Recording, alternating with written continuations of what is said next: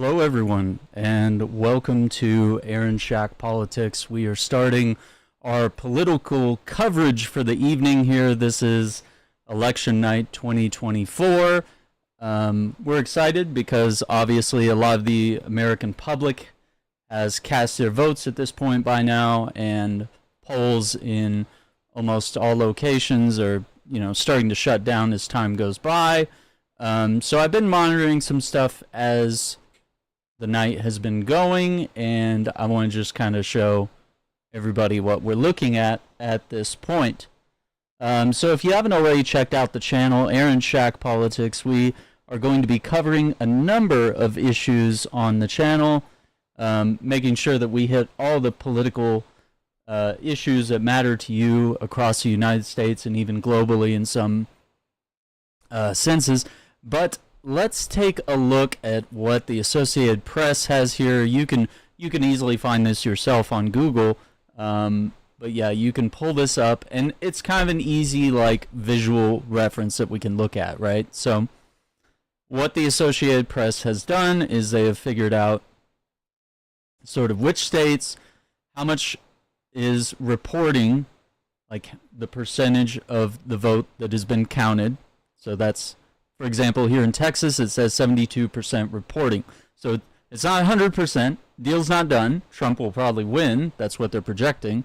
But this is what we have here. So you have that, and then you have the vote percentage, which is showing the percentage of which candidate's going to win, right? So, and then obviously there's states like Georgia that are really contested, North Carolina, Pennsylvania. We're probably going to be watching some of these, including Wisconsin. We're going to be watching some of these so-called battleground states throughout the night. And, I mean, it's possible we might have a projected winner within the next day or so, but it could stretch on even further. What's up, Turbo? How you doing, man? I see you found the horizontal stream, as you always do. But yeah, we're going both horizontal and vertical tonight. Very excited to dive into some stuff, and we have several videos out on the channel, and I will be queuing up many more as we go on. Okay, and that looks doesn't look half bad on the vertical stream. Okay, yeah, I wasn't able to really, I don't know if I could drag the window, but yeah, it doesn't really let me scroll around. Okay, so what we're seeing here is that according to the Associated Press, this was at 9:40 p.m. here, Central Standard Time. It shows Trump at 198 and Harris at 112.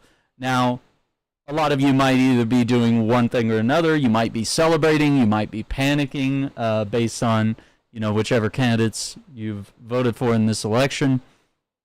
But I would remind you of something that is very common in United States elections, and it is that there is often a red mirage early on as the votes are being counted. Now, what is a red mirage? Okay, well, it's exactly what you're seeing right now. It's a map that mostly looks red, and it looks like, Trump is going to win every district. Well, what that is that it's going through rural locations. So rural counties in rural states, it's easier to count those votes because there are less people in these rural areas, right? And then in the big cities, you're going to see predominantly Democratic voters, right? That vote for the Democratic Party. So even if a whole state appears to be largely Republican, we're going to see this. And it takes a while to count every vote in the city of Chicago or the city of New York or Dallas or something like that. Any of these big cities, right? So if we zoom back out there. Yeah. So that is the red mirage, is that it's easier to count the votes in the small and rural areas, and it does create an appearance early on that they're winning, that the Republicans are winning. Now, what happens later in, the evening or the days following will be a blue shift, which is where you start to see the Democrats who are more early voters than Republicans are. Most Republicans tend, not everyone, it's not a monolith, but Republicans do tend to vote on election day, whereas Democrats tend to be early voters. And so it also takes time for them to tally up those early votes as well. And so those, you usually don't see those. They just kind of hit all at once. And that's why a lot of people have used this, like Trump has, in his rhetoric to say, okay, well, where'd all these votes come from? You know, they just magically appeared overnight. And it's like, well, they're counting these massive early voter turnout. And especially during 2020, when you had a lot of mail-in voters, everybody was at home, we were fearful of COVID, there were people dying from COVID. There were a lot of issues happening, so we had one of the largest turnouts ever, which I don't know if we'll beat that this time. We'll have to see. But I do project that this is going to be a very tight race. It's going to be very closely contested. I don't think it's going to be something where the winner just runs away with some massive lead. But I'd love to be wrong once again. I mean, nobody really knows how this all is going to turn out at this point. Okay, so it is in a lot of areas it is too early to tell, but what they can do is based off of the percentage that's been reported, they can sort of make an educated guess of, okay, well, based on the districts that we need to know that are voting Republican, we can assume that the Democrats will fill some gaps here, and then we can assume whether it's going to be like a win or a loss. But it's always very possible.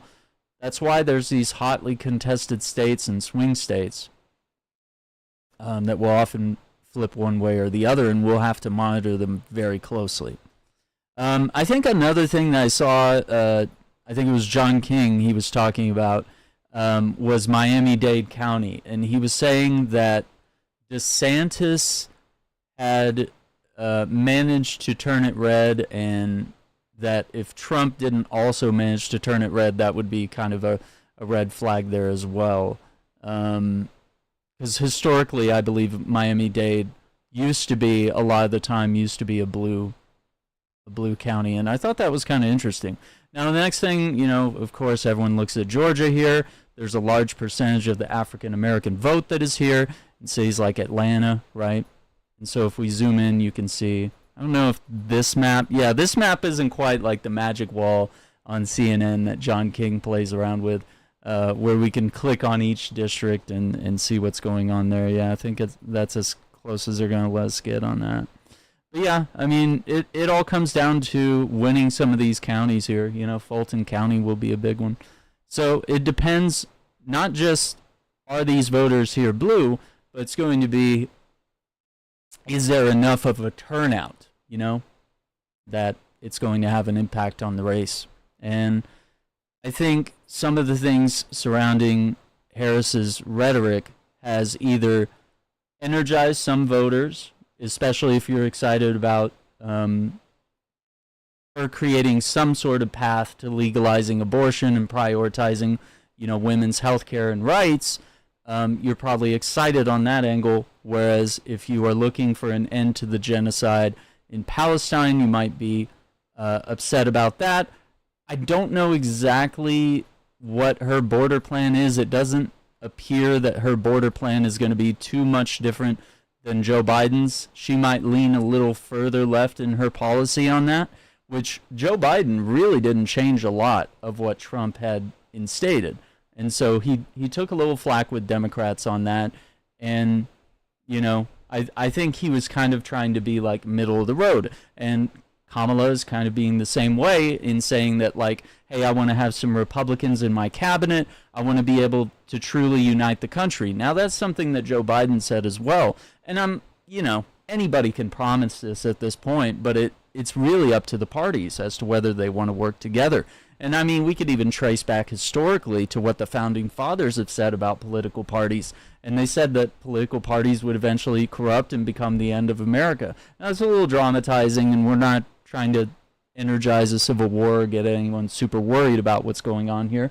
But the reason why they say that is that the political parties are eventually bound to head in such a way that they go opposite directions, and they become so biased that they don't want to work together, and this party wants to make sure that this party doesn't get anything done, so they don't vote, and basically nothing gets done. You have a do-nothing Congress, you have lame duck presidents, you know, you have an electorate that becomes increasingly upset and apathetic in both parties, and that energizes people not to vote. and sort of a reverse energize. It almost lazifies you into not voting, right?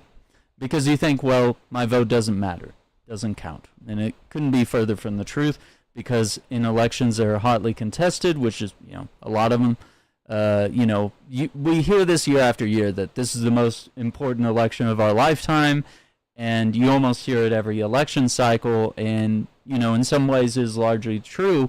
Every election is important. I would even argue that your state and local elections are very important as well. I want to take a look at some other I hesitate to use the word polling here, but let's see here.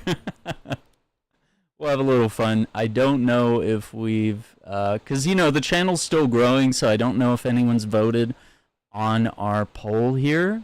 Let me see. I have to switch to. I don't really have it. Okay. I'll drag this over here. Excellent. Yeah, we put a little poll here in the community feed. Let me see.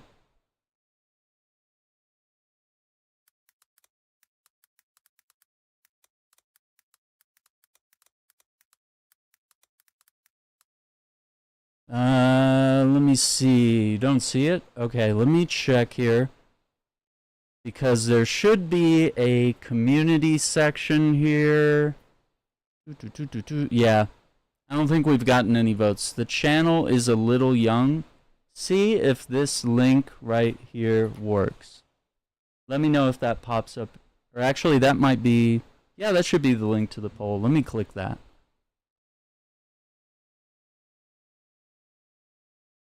So that should take us over to the community feed. Now, you don't have to vote here, but I just thought it would be fun. If anyone wants to drop a vote in there, or if you want to select other and leave comment, see how the polling's going. Currently, we have 0 votes. So I guess I wouldn't call it a poll when this channel is obviously growing, but I thought, let's provoke a question here. Let's get people talking, and let's get people in there voting, right? Getting excited and energized about stuff. But I also think it might be an issue about, I think you have to hit certain metrics on YouTube to unlock some of the fancier features. Okay. So next, let's see. Why don't we check in and see what I have CNN and CBS. I think these are like the only two I could find that were like leads incumbent Democrat Sherrod Brown easy to watch here. 261,000 votes, 84% of the vote in Ohio, where now Donald Trump has won the book, I state, 3 times in a row. And that wouldn't get me in any sort of trouble, but we're providing commentary here, so we are making sure that we're not just sitting here and restreaming this network for people to watch. But yeah, here it's, once again, it's echoing a lot of the similar numbers that we've seen over incumbent Republican Deb Fischer, 48% in the Associated Press. So now here's the other thing that's really interesting. You see this down in the bottom right, that Democrats and Republicans are battling over the Senate. And yeah, it does show here that they've got one pickup. Let me just mute for a second, because they're kind of just fluffing right now. They're kind of just saying, oh my God, you can't wait until we tell you that, 1% of the vote has changed. Okay, so next polls close at 11 p.m. Eastern Time. It'll be 10 p.m. for those of us here in Central Time Zone. But yeah, this is going to be exciting, because this is going to be a lot of your blue states are going to be checking in, right? Your California, your Washington.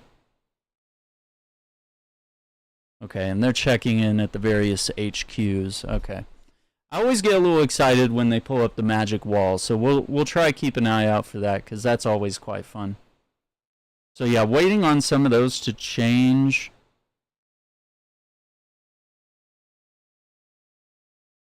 Let's see what they're saying over here, because YouTube allows us to pull up CBS News, and they've been doing a live stream there.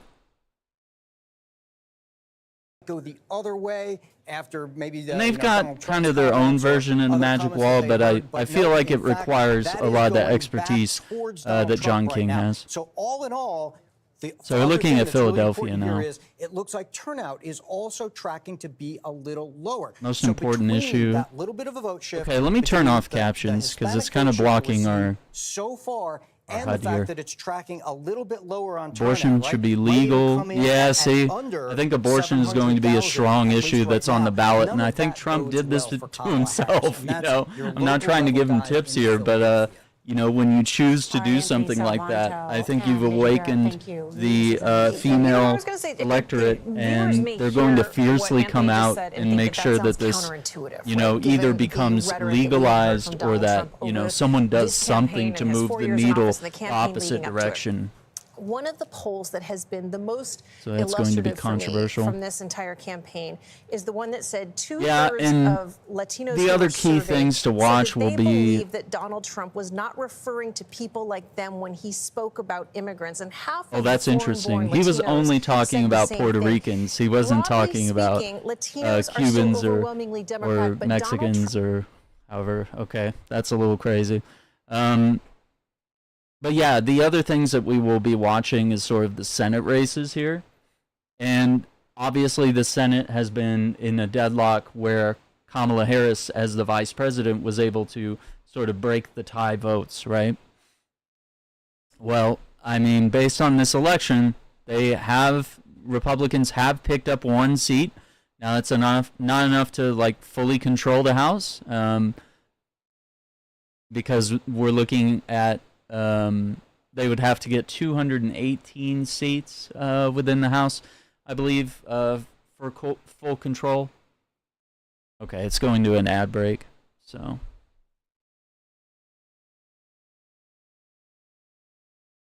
So I think that's going to be the interesting thing to watch. Will Democrats lose seats that they've been grasping to hold on to?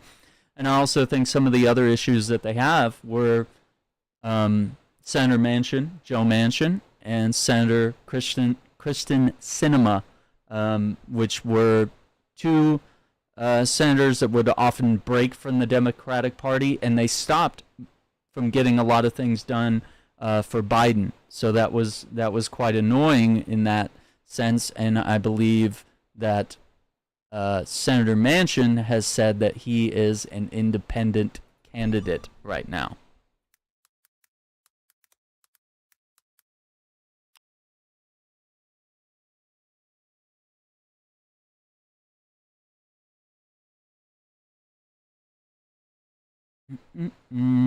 Yeah. So we'll kind of see how things go from there. Want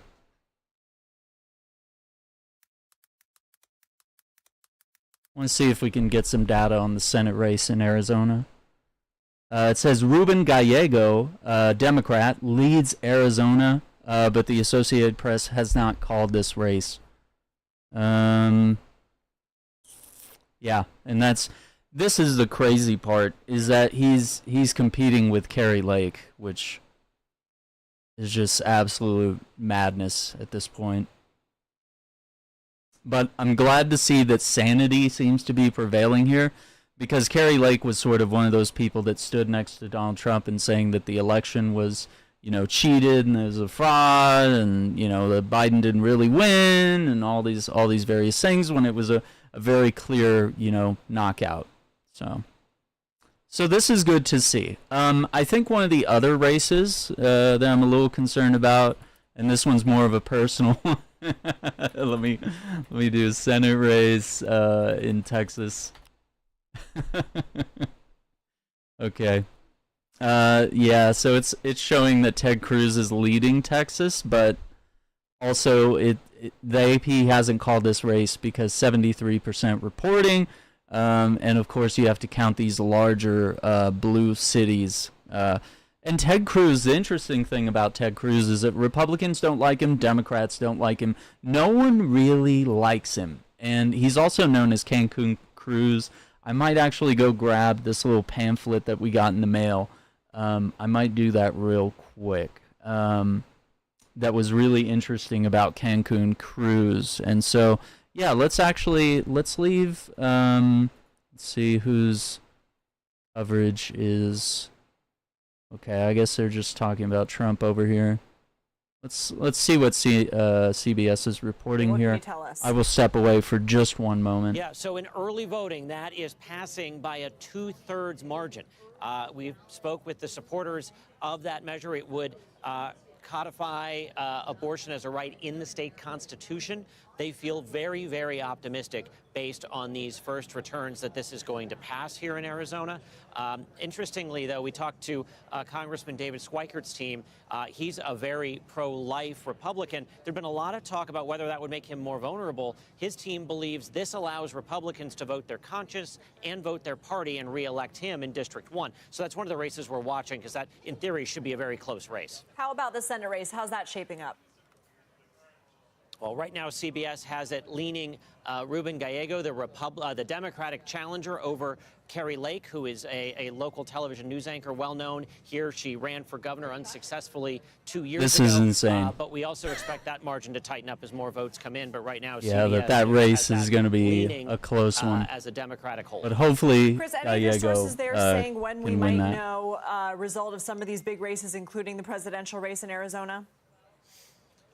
We'll see on that. But yeah, I wanted to show you guys, speaking about Ted Cruz, we got these little postcards in the mail that say, greetings from Ted Cruz in Cancun. It says, there's no freeze here. There's no freeze here. And it shows Ted Cruz walking right here with his suitcase, and he's just strolling on the beach with his little Texas COVID mask there.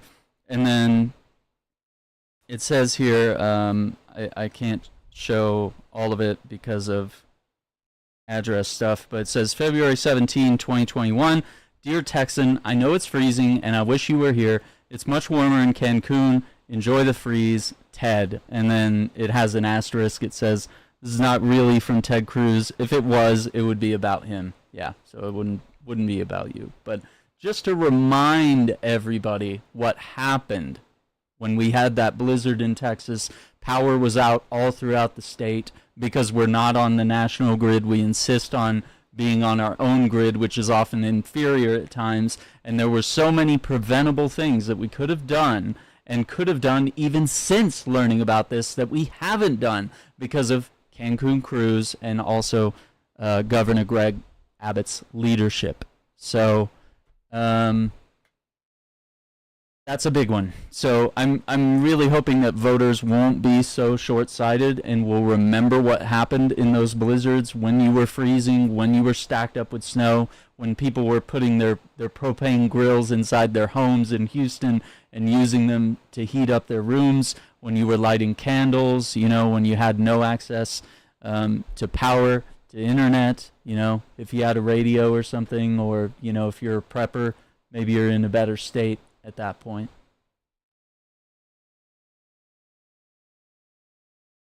Uh-oh, here we go. Now CNN's starting to call some stuff. Let me close. I got too many tabs here.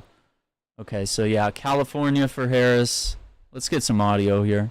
With 12 electoral votes, and Oregon Washington's with 8 too early votes, to call. Oregon too early to call. Let's go to the electoral map right now. Oh, is Donald Trump with 211 electoral votes. Bring it over to John King with the map. Harris cracks 100, now has 145 electoral votes. 270 electoral votes are needed to win. Donald Trump is 59 electoral votes away from that. Let's look at these battleground states now. Arizona, Donald Trump in the lead there, 49.6%. Kamala Harris right behind him, 51% of the vote. 49.5%. Donald Trump has a 2,356 vote lead, with 51% of the estimated vote in from Arizona. Wisconsin, another Donald close Trump one. in the lead there too, 49.9% of the vote. Kamala Harris is 48.4%. Donald Trump has a 28,576 vote lead, with an estimated 59% of the estimated vote in from the Badger State. Pennsylvania, 68% of the vote. Maintaining his lead, he's at 50.7% of the vote. Kamala Harris with 48.2% of the vote. Donald Trump with a 119,411 vote lead, with 68% of the estimated vote in from Pennsylvania. In Georgia, Donald Trump still in the lead there, 51% of the vote. Kamala Harris with 48.2% of the vote. Donald Trump with a 136,328 vote. That's going to be lead. interesting That is because, with like we said, the 88% of African American estimated vote has to in really from come the state of out Georgia. in North Georgia Carolina, for another Democrats to get a battleground, win. Donald Trump leads North Carolina. 50.8% of the vote. Kamala Harris has 47.8% of the vote. 85% Donald vote. Trump has a 145,388 vote lead over Kamala It's Harris a right now, small with an lead. estimated It's not really a big 85% one. of It's the not vote impossible. in That from the Tar could Heel change. State. In Michigan. battleground Michigan, Kamala Harris in the lead. She has 51.3% of the vote. Donald Trump has 46.9%. That's interesting. Kamala Harris is 30% of the vote. 74,838 I'm votes. curious ahead of Donald about Arabs Trump. and But that's less than a Muslims third of the in vote counted Michigan. There. 30% of the estimated vote in from the state of Michigan. Virginia, In the 78% Commonwealth of of the vote. Virginia, Kamala Harris in the How lead much there that'll still, affect but the narrowly election so. there? 50.1%. Because a lot of them were either going to not vote at all or vote for Trump or vote third party. I don't know if they were convinced that maybe we'd be able to sort of lobby Harris to take a human stance on Palestine and end the genocide, 52.6% of the vote. not Donald Trump just with keep arming Netanyahu and his of the goons vote. with guns. That is with In New an Mexico estimated here, 69% of the vote 69%. in. Harris with a roughly 43,000 Yeah. vote lead. I mean, Let's that go seems now to Abby on Phillip, point. who is at Harris campaign headquarters in Washington, D.C. at the campus of Howard When University. are we going to bring it back to Abby, John what are we King and hearing the from magic Harris wall? campaign, You know if what I anything? mean? When are we going to get there? Yeah, Jake, we actually just got a pretty significant update from the Harris campaign. Let's see what she has to say. Campaign manager Jen O'Malley Dillon, who sent out a memo to her staff tonight laying out what they see ahead in the coming days and hours, and my colleague Jeff Zeleny is here with me. The memo essentially says, Jake, that the returns are coming in slowly. They still see their path, but that path is largely going to be through the blue wall, as Jeff and I were just discussing. The key point that Jen O'Malley Dillon is making is that this is a close race. This is the close race that they have been expecting. She says to her staff, we are built for this. Let's finish the night out. Yeah.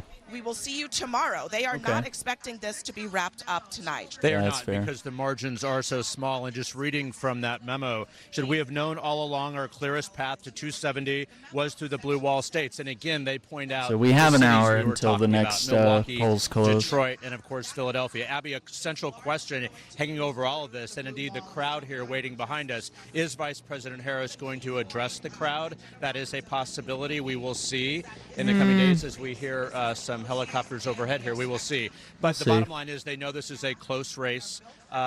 This is going to be not resolved tonight in their eyes. Yeah, Jeff, Yeah, that makes sense. This is a critical moment, I think, for the Harris campaign to show where they get to 270.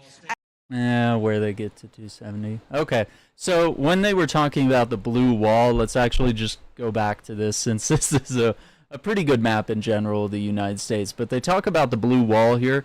They're talking about a section of states here that need to hold, that need to stay blue in order to guarantee any sort of a Democratic lead or a victory. If that blue wall falls apart, then, of course, you end up with a Republican president. So yeah, I mean, and looking at what they're saying here, the Associated Press saying that Trump's leading Michigan. I guess CNN is getting some different numbers in, which is not super unusual. I wish we could pull up CNN's magic wall, but they have it as like a mobile app, and so I can't really, like, there's not really a good way. I mean, I could capture it with a camera we have here on the set, but there's not really like a great way for me to do it without you guys seeing my thumbs and fingers getting in the way here.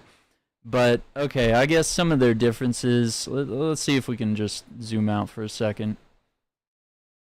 So yeah, they're showing Trump at 211, Harris at 145. So yeah, they're painting a little bit of a different picture here. I'm trying to see if so they are saying that Harris has a better chance in Michigan than Donald Trump, which the Associated Press hasn't really confirmed that at this point. Let's see other differences that we're seeing here. No, not a whole lot else really. Everything else looks to be fairly on point, except Associated Press has already called Nebraska, where CNN is kind of saying that it's a large chance. As a lead, Trump has a lead in that state.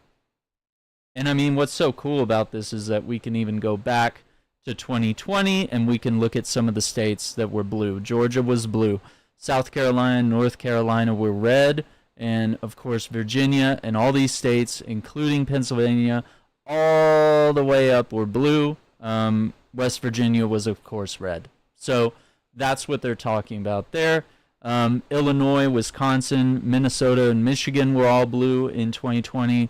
Of course, Colorado and New Mexico were blue. Arizona was blue, which it's leaning red, but look how close it is. I mean, it's within tenths of percents here. I mean, it's like 2.2% here, so it's very close. It's hotly contested there, and it's not finalized. That's 50% reporting there is what they're saying.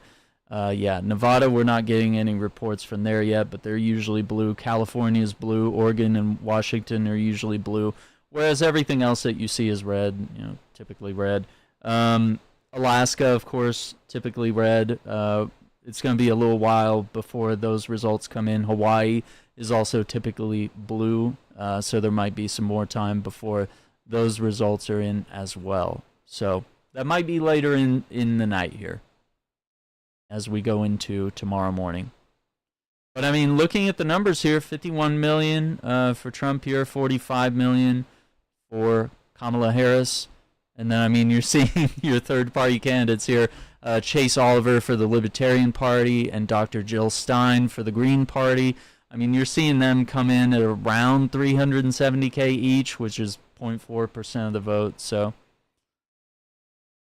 and of course, Robert Kennedy, who ended up endorsing Donald Trump, he was not able to get off the ballot in certain states. So RFK is actually still on the ballot in certain states. And obviously there's people voting for him. So there you go. He's got 0.3% of the vote, which is kind of crazy. It really shows how little people vote third party. This is still a lot of people, though. I mean, if we add all this up between all these candidates, I mean, we get pretty close or a little over 1 million votes there. So, I mean, it's not to be discounted.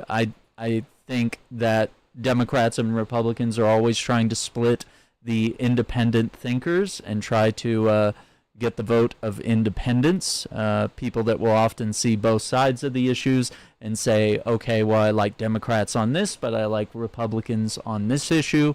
I don't necessarily want to vote straight ticket Democrat or straight ticket Republican. So those are options that you have as a voter. And, I don't think the Democrats and Republicans have done a good enough job of reaching out to independents and actually trying to sway them and actually trying to prove that things will get done and showing that they will get things done. Let's actually break from the president stuff for a minute and let's take a look at the Senate. So, yeah, as we've seen here, the GOP, they've gained 1 seat, which means they've lost 1 seat. Yellow here includes others who caucus with the party. They're talking about Bernie Sanders, who is assured that he will win in Vermont. We take a look at some other races here. Yeah, I know Bob Casey and Dave McCormick, that's running a little tight there. Elizabeth Warren has assuredly maintained her seat in Massachusetts.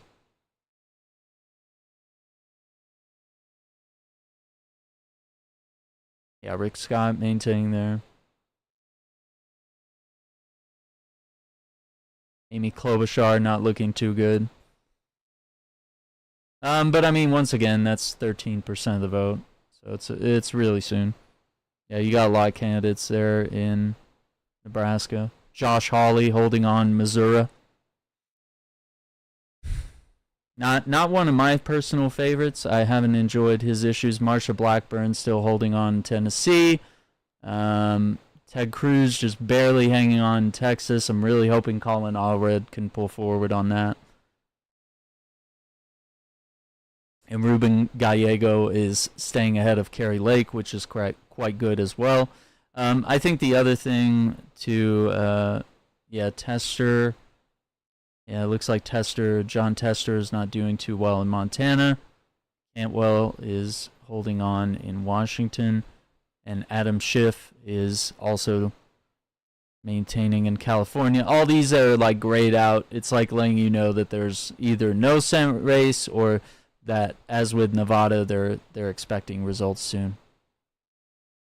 As far as House races go, so it says Democrats have lost 3 seats in the House. Republicans have gained 2. Do they let us actually? No, I guess not.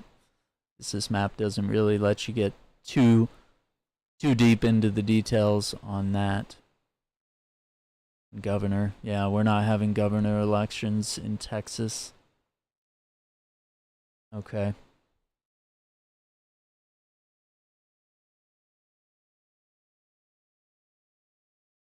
Yeah, Josh Stein.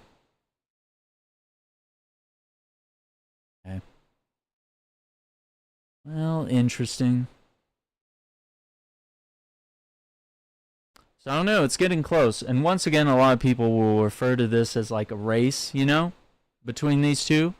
It's not really a race. It's not who gets to 270 first wins. It's not who gets there first. Typically it's one candidate or the other makes it. What about the Senate race? Just in general, or like specific areas? Because I mean, here in Texas, it looks like Ted Cruz is pulling ahead according to the Associated Press. I wanted to see. I keep losing my feed here. Yeah, I wanna keep an eye on when they pull up the. Yeah, let me group. Actually move that off screen because we don't need my channel data right now.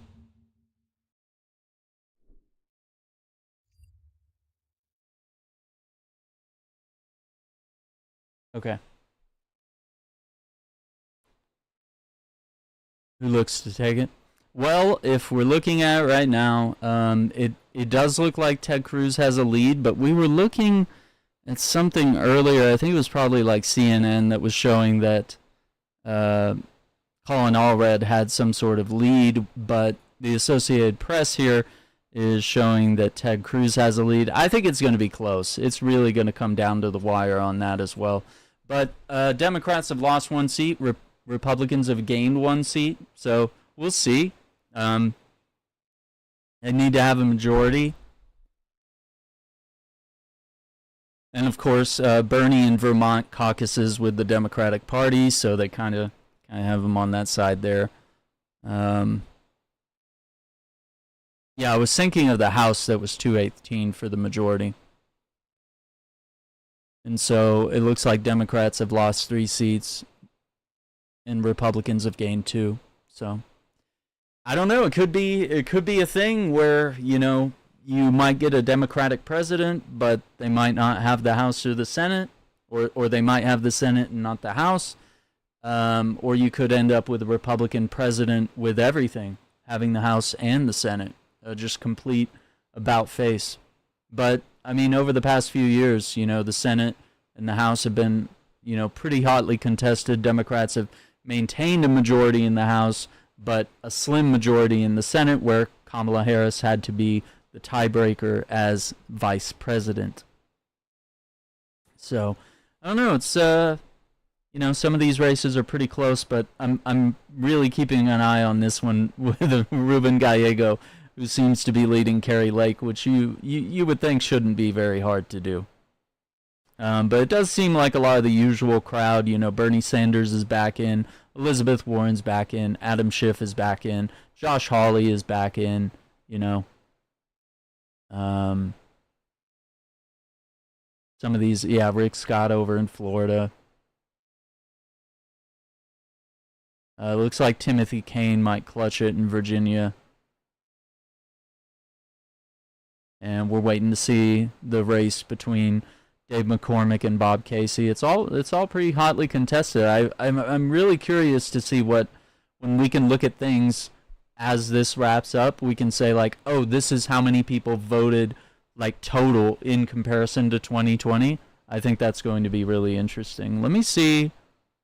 I can't put this on screen, but let's actually pull up, okay, 2020.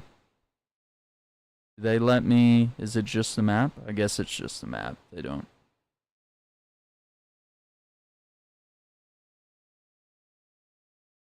Yeah, if you go back to 2020. Okay, yeah. 2020, we had, let's see here.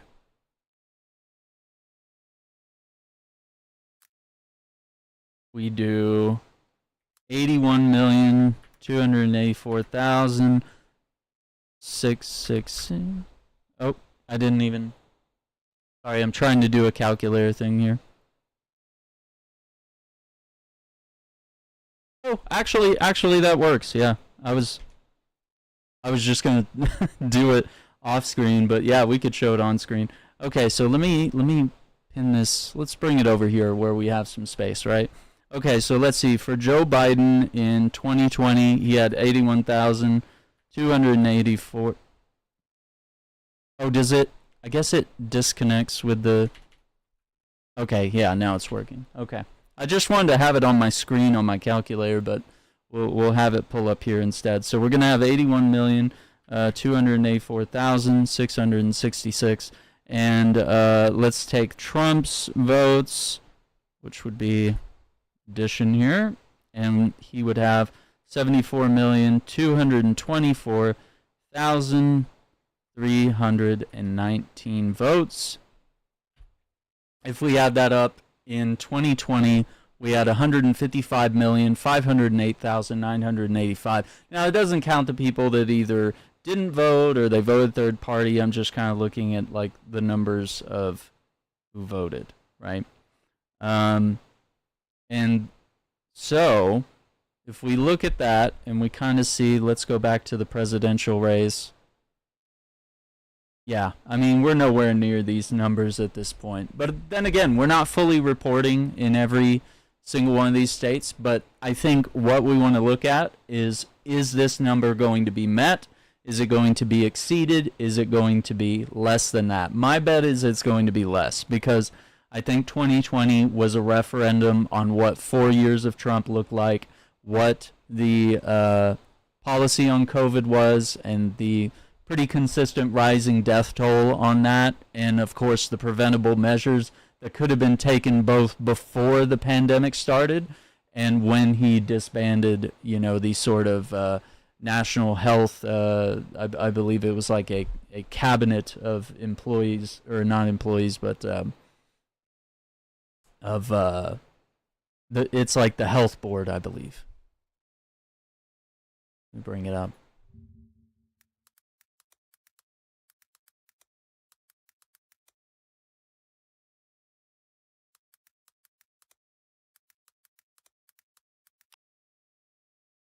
Yeah, the NSC Pandemic Unit.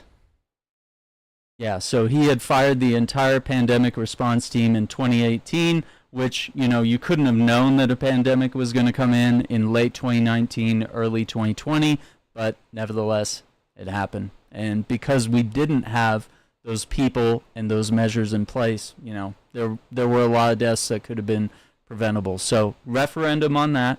Referendum on his policies, his attitude, the political corruption, the calling Georgia, asking them to make some votes appear on his side, the sexual mistreatment of women that has shown up pretty consistently. There's a lot of cases against him, so the documents could be another thing. The storing of documents improperly, and documents they shouldn't have had on his person while Joe Biden was president. So, let's see. Okay, as of 10/21 here, they have some updated counts here from the Associated Press, which is showing Trump at 230, Harris at 179. So, oh, come on, Microsoft Defender. Come on, brother. All right. Let me see what else we have here. Oh, Ooh, we got John. Come back. Joe Biden's at 53. John You King see at the pattern wall. that continues, right? You know, I was saying Donald Okay, Trump has so to he's improve talking standing point 2020. in the suburbs. She has to match Joe Biden in these close battleground states, and in a place that matter, blue-collar Pennsylvania, you don't see it right now. Some votes still to be counted. Maybe she makes it up. But so then the other point is, if you're losing places, can you make it up? Right? If you're losing in one piece of the state, can you make it up somewhere else? Look at Delaware County. Delaware She's getting County. 60% of the vote, right? So it's only 70% counted. She's getting 60. Biden got 63, even in Delaware County, which is strongly Democratic. That was my last stop on the all over the map tour there. Again, there's time, right? There's 70% of the vote to come. But look at this, right? If you've got 70%, the most you're going to make up, if the percentages stay the same, you're going to make up somewhere in the ballpark of 15 or 20,000 votes, right? That's great. You're making up 15, 20,000 votes. His lead is 178,000 votes. So you're looking for places where you can make up a ton, which is why, to circle back to your hometown, what Kate Baldwin just told us is absolutely essential. It was Saturday morning in 2020 when that last installment from Philadelphia came in. The next installment will not be the last installment from Philadelphia, but she said tens and tens of thousands of votes, right? The Vice President of the United States is getting 77% of the vote right now in Philadelphia. They're approaching 70% reporting, right? You come back in time, the President of the United States was getting over 81% in Philadelphia. Again, this is your biggest basket of votes. The Democratic coalition, this is the foundation. There's no house for Democrats without the foundation of Philadelphia. At the moment, she is underperforming the President of the United States, and she has to make up 178,000 votes. The math there is pretty clear. It's not mission impossible, but the more you get deeper into the count, the question is, after this next big batch of votes from Philadelphia, does it become mission improbable? I think is what you're looking for as we wait for more votes in the Commonwealth of Pennsylvania. And again, Trump wins Pennsylvania, the map gets near impossible. Philly Not looking very impossible, blue. Near impossible.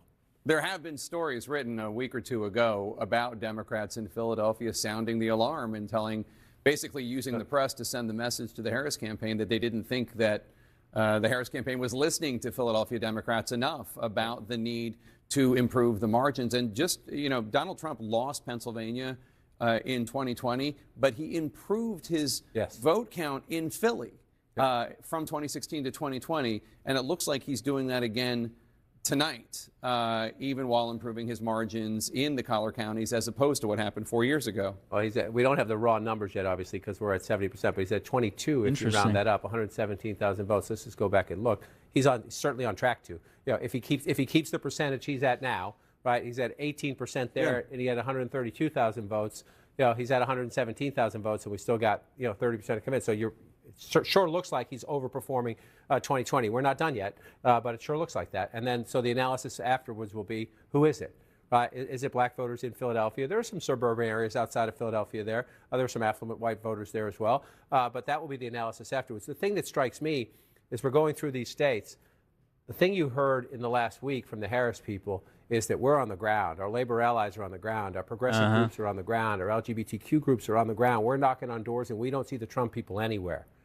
Right? Trump did sort of contract out his get out the vote. I was in 7 or 8 of these battleground states in the last couple of weeks. We didn't see many Trump people out there at all, just doing phone banks. But what happened in 2016 is Trump's support was organic. It was organic. And so, the Trump campaign says, texts and phone calls work to turn out voters. Well, everyone, don't forget to hit that like button, subscribe to the channel if you haven't already, ring that notification bell so you don't miss out on future videos and live streams that we'll have here on the channel. What kind of contact works best? The next polls are closing in a little over 30 minutes. Well, they say she only had 110 days. So we might get some more results soon. That part, we're not done yet. But that's what's going to happen, if that happens, is who the finger pointing in the Democratic Party. We're not there yet. But as you watch this map fill in, another thing that is distinctive at the moment, we're not done yet. In 2 presidential elections, Donald Trump has lost the popular vote both times. At the moment, he's 5.1 million votes ahead. We're just starting to count in our most populous state. So there's a long way to go, and that could change. That could change. But that would it's be early. If a lot of votes to count in California. That would be a trophy he would very much like to claim after losing the popular vote in 2 elections in a row. And you also know there are people in the senior echelons of the Trump campaign who say that they still do direct mail because there's said seniors, you can't reach seniors through texting and emails. that the way to Yeah, reach true. them is with direct mail, which a lot of people in politics today laugh off. But guess who votes more than young people? Seniors. Sarah Seidner. Let's go to Wisconsin if you can. Yikes. Bring in Sarah Seidner, who's at a vote. The counting real center, talk. in Milwaukee. Elderly right will now, always get out with there and 66% vote. of the vote in. Donald Trump So, is in the lead there. you with young folks that are 50.6% excited, in Wisconsin. politically in general, motivated, 47.8%. you have to be more Donald Trump right now in the lead by active almost than these 60,000 old votes. folks that are making Sarah, decisions you have officials with you. for Tell us your about the life that outstanding you're going to be vote in living. Wisconsin. Still about a third of the They will state's show up to vote every is time, outstanding. whereas What you can might tell be us? lazy, you might be tired, you might forget, Yeah, we just heard a or big you cheer might go just up think here, that you have in other Milwaukee priorities that are at more the, important, or that your central vote count, doesn't as they count. call it, The seniors because all will the always boards be have there finally to vote. reported. So they are counting these ballots as fast as they can. They do believe So they're going you have to to be be able more to give, energized and more some kind of politically idea of this active and count motivated after if you midnight. want It to will bring not take the change extra into this 2 world. or 3 hours. They thought it might because of that problem with what happened with the tabulators, which, by the way, are right behind me. One of them, all 13. Yeah, of and them, they're there also were- volunteering. There was an issue. A door So I don't was see not a locked, lot of young and so people they, out of an volunteering abundance of caution, to work decided that they were around going counting to and put through, the voting and rerun stuff like through that. the absentee ballots, 30,000 of But them. you they've do been see able a to lot do of young that, and people now like they're about phone banking at and 80,000 and of doing door to 108, door. 325,000 that have already Getting the been word out that way. processed. All right, with me now we have Patricia Ruiz-Cantu and Douglas Haig, Republican, Democrat. Both of them are on the Milwaukee Election Commission. First of all, how are things going, and do you think we're going to find out something soon? We will. I think things are going really well, even though we had a little hiccup. But as we united, all the workers and the parties, I think that it's extremely important that we were in the same page and that we had an agreement, and everything is going well. What did you make of this? I know Ron Johnson came out, a Republican, and was very, upset with all of this and was sort of making hay about it. What were your thoughts on what happened with these machines? Well, there was a human error in part of it. So when it was caught, we just simply did a rerun on the with the processing and the tabulators, and even probably some of the tabulators should have seen it, but it was caught by one of the observers who brought it to the executive director's attention, and it was acted upon immediately. We took care of it, and yes, we anticipated a much further delay than we are, but I think we're right on schedule where we anticipate to be earlier. And true, if you can see around and look at the poll workers at work, we both have Democrats and Republicans working side by side, and many of them have been doing this for many years, and they've become very efficient about it, and they're with their integrity from each group. So I think we're going to be getting those numbers fairly soon. I don't want to say as early as we would like, but I think it's going to be earlier than what we thought before we had the hiccup, so to speak. Just to both of you, what do you think of this, the number of voters? Are you seeing the numbers larger than in 2020, and what are you seeing now? Yeah, that's what I want to know. I'm not seeing as large as I thought before, but I was doing, most of us were going out to the polls earlier too. The polls were a steady, nice flow. What I did see is a high volume of same-day registrations. That was seen to be a much more increase at all the polling sites. So people registering and voting same day. Whatever demographics, but it was all over that was encompassed. And I talked to each chief inspector, and that is the area that I saw a much increase in the participation of same-day registration. Same-day registration, we saw that also in Cedarburg today. A lot of people coming and registering and voting. Thank you both so much. We should just make very clear, you heard it here from a Republican and a Democrat who are election commissioners, that there was an agreement. This is going to be a free and fair election here in Milwaukee. People are watching every single bit of this and agreeing that things are going as smoothly as possible after that hiccup earlier today. All right, Sarah Seidner in Milwaukee. Thank you so much. Appreciate it. We'll keep an eye on that. Let's take a look. Oh, wait, no, they're going back to the magic wall. Hang on. We can't miss that. Donald Trump in the lead with 66% of the vote in the state. Okay, so now they're looking. Tell me Wisconsin. about the WOW counties, if you could. So you're right around Milwaukee or the WOWs. Let me get to it in just a second. I just want to, interesting. Number one, we've learned about Senator Johnson in recent years. He likes to put out press releases before he knows what the facts are.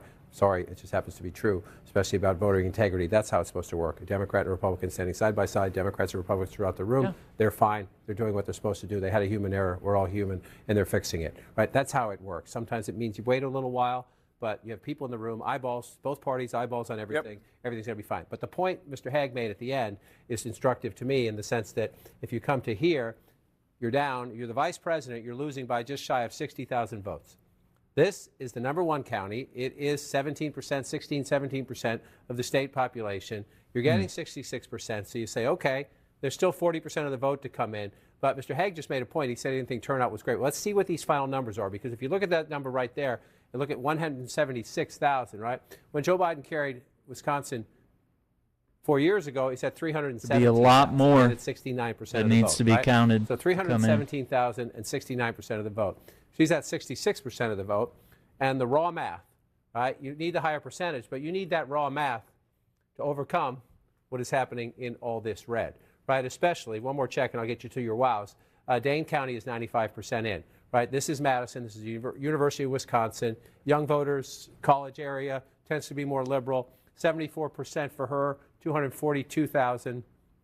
Again, Biden's number's higher and the math is higher. That's what happens in battle. That's how you win or lose battleground states. Get out the vote and get out the vote and in the right with a places. higher percentage. Right. Yeah. And so in a place, the state won by 20,000 votes. You saw the margin even just right there. So let's go to the wows. Once again, I still think we're in the midst of the red mirage right now. The Harris campaign was hoping, we are going to see that blue shift either happen late tonight or early tomorrow. In a conservative county, vote Harris. Just don't tell your husband about it. This is one of the places they thought the Dobbs decision, reproductive freedom, abortion rights, would help them cut into the margins. Well, we're at 91%. We'll see. But 40% is her number. If you round that up, we'll go back in time. It's a tiny bit, but it's not a significant jump from where the president was 4 years ago. And Trump's at 60% if you round up then. He's at 59. So a little bit, maybe a tiny inroads there for her. So you're moving around up here. You go up to Washington County. This is a big 70% of the vote here for Trump. Let's just double check it and come back. He improved. Up a little bit. He improved. He improved a little bit. And then you come over here to the O. I did a lot of people for you there. I put the O at the end. Yeah. But you come over to Ozaki here, and the former president is at 55% of the vote in 2020, and he's at 56, roughly the same, but a little bit, So Trump is not underperforming. It's maybe within the margins, but when you see that well behind where President Biden was, and now you're waiting on this. I mean, there are some other small things. Let's take a look and see what else is out there. But as you can see, the biggest thing is here, and some of these votes up in here, if you're in the Trump campaign, we're talking about, can she come back? But if you're in the Trump campaign, you're also saying, do we have a cushion? Is there more coming in for us? And the answer is yes. They got all that Green Bay vote. The answer is yes when you look up there. So the next thing we learned, all those cheeseheads, how many man. Votes? What is her percentage? How does it affect the statewide math? And then how much is left? Yeah. How much is left? In your biggest area, you have to turn them out. Because then again, I just want to come up here and look at this. Again, Brown County, this is Green Bay, blue-collar workers. Yep. Trump's getting 61. The vice president's getting 37 or 38 if you want to round that up. I'm scared. That matters. Oh, my God. That matters. He almost shot almost 10 points. Right. 9 points. Right. In a battleground state, he's up and she's down in a place where if you're the Harris campaign, the Biden campaign, you're not going to win here. You're not going to win here. But if you make it that race, if you make it that close instead of that close, you get a better result, period. It's simple math. Let's go on to the third of the blue wall states, Michigan. Jim Sciutto is at a vote counting center in Detroit. And Jim, you have an update on the vote in Wayne County. Tell us. Yeah, let's back away for just a second on some of that. We'll keep an eye on it, though. But I was just kind of checking Twitter to see what people are saying right here. And, I'm seeing people, notable journalists, especially one here who works for Al Jazeera, Sana Saeed. She's saying, shredding children with bombs, ignoring and being condescending to people who have lost their families in a genocide your administration and party are overseeing, ignoring your progressive base, violently suppressing student protests against the genocide, plunging hundreds of millions of people into regional destabilization, destroying the last remaining facade of international law, and embracing the Cheneys, she's talking about Liz and Dick Cheney, while pandering to non-existent Dem-curious conservatives. So Democrat-curious conservatives. Gets you exactly what we are witnessing right now. So it's also the fact that a lot of people are projecting, as we're in the middle of the red mirage here, they're thinking, oh, this is payback. And we may see that. We may see that the Democrats made some big mistakes in some of their policy decisions and their choices to essentially exercise people like the Arab and Muslim vote, and of course anyone that is pro-Palestine, and of course also leaving the progressive voters in the dust and saying, hey, vote blue no matter who, and pushing all the votes more center and actually a little bit to the right, with trying to appeal to people like Liz Cheney, who actually during Donald Trump's presidency voted 100% with him on every issue. So she's not some middle-of-the-road, reasonable Republican that, can be lauded by Democrats and someone that we can reach across the aisle and work together with. She is reasonable in some discussions and in some certain conversations, of course, but we're not really seeing that when it comes to experience here. So it looks like they're looking at Michigan right now. I think he just backed out. Let's see if I can find some other stuff here.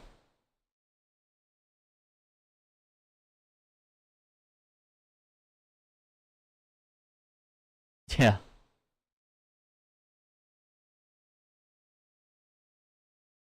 Okay, let's actually, is he done talking?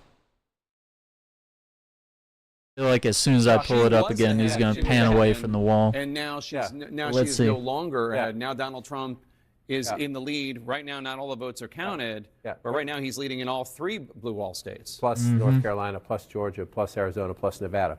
Yep. We're not done with the count. But this is right now the map of 2016. That is the map of 2016, and that is the 5-alarm fire inside the Harris campaign to get on the phone. Again, we're not done, and we lived through 2020. And I want to say it again, slowly and clearly. 2020, this time of night, there were states that changed, and they were largely, Pennsylvania changed. Trump was ahead. In Georgia, things have changed. There's not as many mail ballots out there as in 2020, so I would not expect as dramatic a swing. The question then becomes, go state by state, county by county, is the math there? And, I'm trying to be fair and trying to be, it's possible, it's possible. When you're leading in all of them and you're Trump, I mean, that's what you're sitting in the headquarters. So maybe they're not going to win them all, right? Maybe they're not going to win them all, but they're leading in all of them right now. And so let's just look at what happened here and come on in. Number one, it's talking a lot. It's the smaller rural counties. When they fill in, again, it's, you say, oh, that's not a lot of votes. Well, that's a lot of votes when you have it there, and then you have it here, and then you have it again here. You're getting 500, 1,000, 2,000, 3,000 in all these little counties. 120 votes there. That's only 5% reporting. You say, oh, that's not much. It's a lot. Yeah, I think another thing that made Hassan is tweeting about the Democratic margins, is you've got 83 counties. This should have never been allowed. Trump should never have been allowed to run for president again without any accountability for January 6th. But Jake, the big question in Michigan is, when do those Wayne County votes come in? That's kind of another thing where Merrick Garland and Joe Biden were very adamant on being sort of impartial about convicting a former president for a crime, even if it's like super obvious, tampering with the election and trying to subvert the votes of an entire state. Trump now has 227 electoral votes. Kamala Harris has 153. No consequences for January 6th in telling all his voters to march to the Capitol and hang Mike Pence and all that. Florida, where we find Caitlin Collins. And Caitlin, CNN is now calling North Carolina for I mean, that Donald Trump. This is the first seems accurate. of North 7 Carolina. battleground states that the campaign is watching. We look with back eagle at what eyes. North Carolina was doing. Yeah, Jake, remember when I told you a few hours ago that it was going to be seen as a gut check for the Trump campaign? Listen here, it's a bit of a delay, but your call is playing right now over the loudspeakers in the room, Both Jake. Carolinas were red.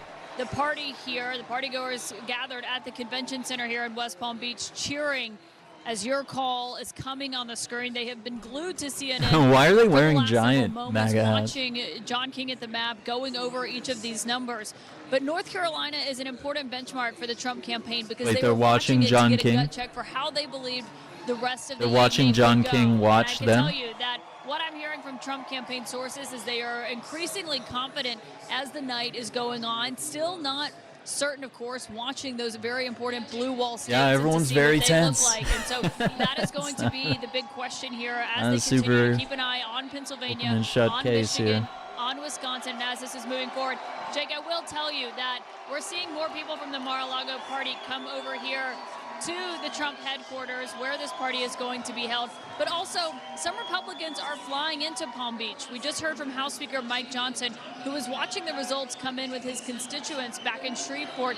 He is now headed here tonight because he is predicting a bigger Republican margin in the House, a Republican takeover of the Senate, and he says he believes a Republican is going to win the White House, therefore Donald Trump. Jake, obviously still waiting to see, but a noticeable shift here in the mood at the Trump headquarters. All right, Caitlin Collins in West Palm Beach at Trump HQ. Thank you so much. So, the first of the 7 battleground states to fall, CNN projecting North Carolina for Donald Trump. This was the most probable pickup. All right, we'll pivot while they do their own commentary here. Let's see. Been tracking a few things here. Let's see some of our new members of Congress here. Let's see. So election 24, they're saying Representative Ilhan Omar wins re-election in Minnesota's 5th congressional district. And of course, they're marking here various Democrats and Republicans here that are winning seats and how much they are being bribed by AIPAC to represent the Israel lobby and send more weapons to Israel to bomb innocent Palestinians, men, women, and children. Yeah, Bernie Sanders is back in, of course. He doesn't take money from AIPAC.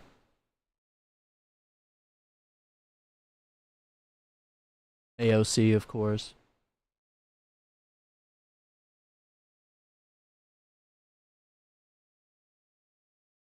Okay, let me see what else I have here.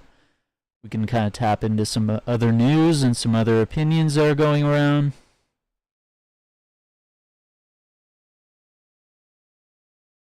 Yeah, a lot of people talking about how great it was to vote early.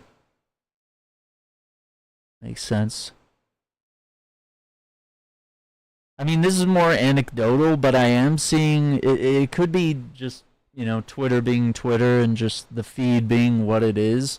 I am seeing a lot of people that are like sharing that they've been voting for Jill Stein and Rudolph Ware, who are the Green Party candidates, which are the only candidates that are, you know, running anti-genocide, and a lot of their issues are that they want to resolve the genocide in Palestine, find a 2-state solution, that they are looking for solutions to climate change and the rising inflation in our economy, a lot of issues there, and of course wanting to resolve some of the immigration stuff as well. But yeah, it could be an anecdotal thing where it's just my Twitter feed is full of people that are just like screenshotting that, because I haven't really, I see people lauding that they voted for Harris and Trump and stuff like that, but I haven't seen them like screenshotting their voting ballot the way I've seen people that are voting for Green Party candidates. It's just just an interesting observation. I guess it's neither here nor there. We don't want to put probably too much stock into it until we actually see some numbers here, but I mean, based on what, you know, the third-party candidates are getting like 0.4 of a percentage point of the vote, so I mean, it's not really coming in as a large number there. But nevertheless, we'll keep an eye on it and we'll see how things go, but not likely to go anywhere in that sense. But it does make sense, as a lot of people are jaded. They don't want to vote for Trump, and they don't want to vote for Kamala Harris. You know, they might have issues on either side of the aisle that they say, okay, well, I'm pro-abortion, so I want to vote for someone on this side of the ticket, or someone might say I'm pro-immigration, or something's got to be changed about this economy, so I'm going to vote for this candidate.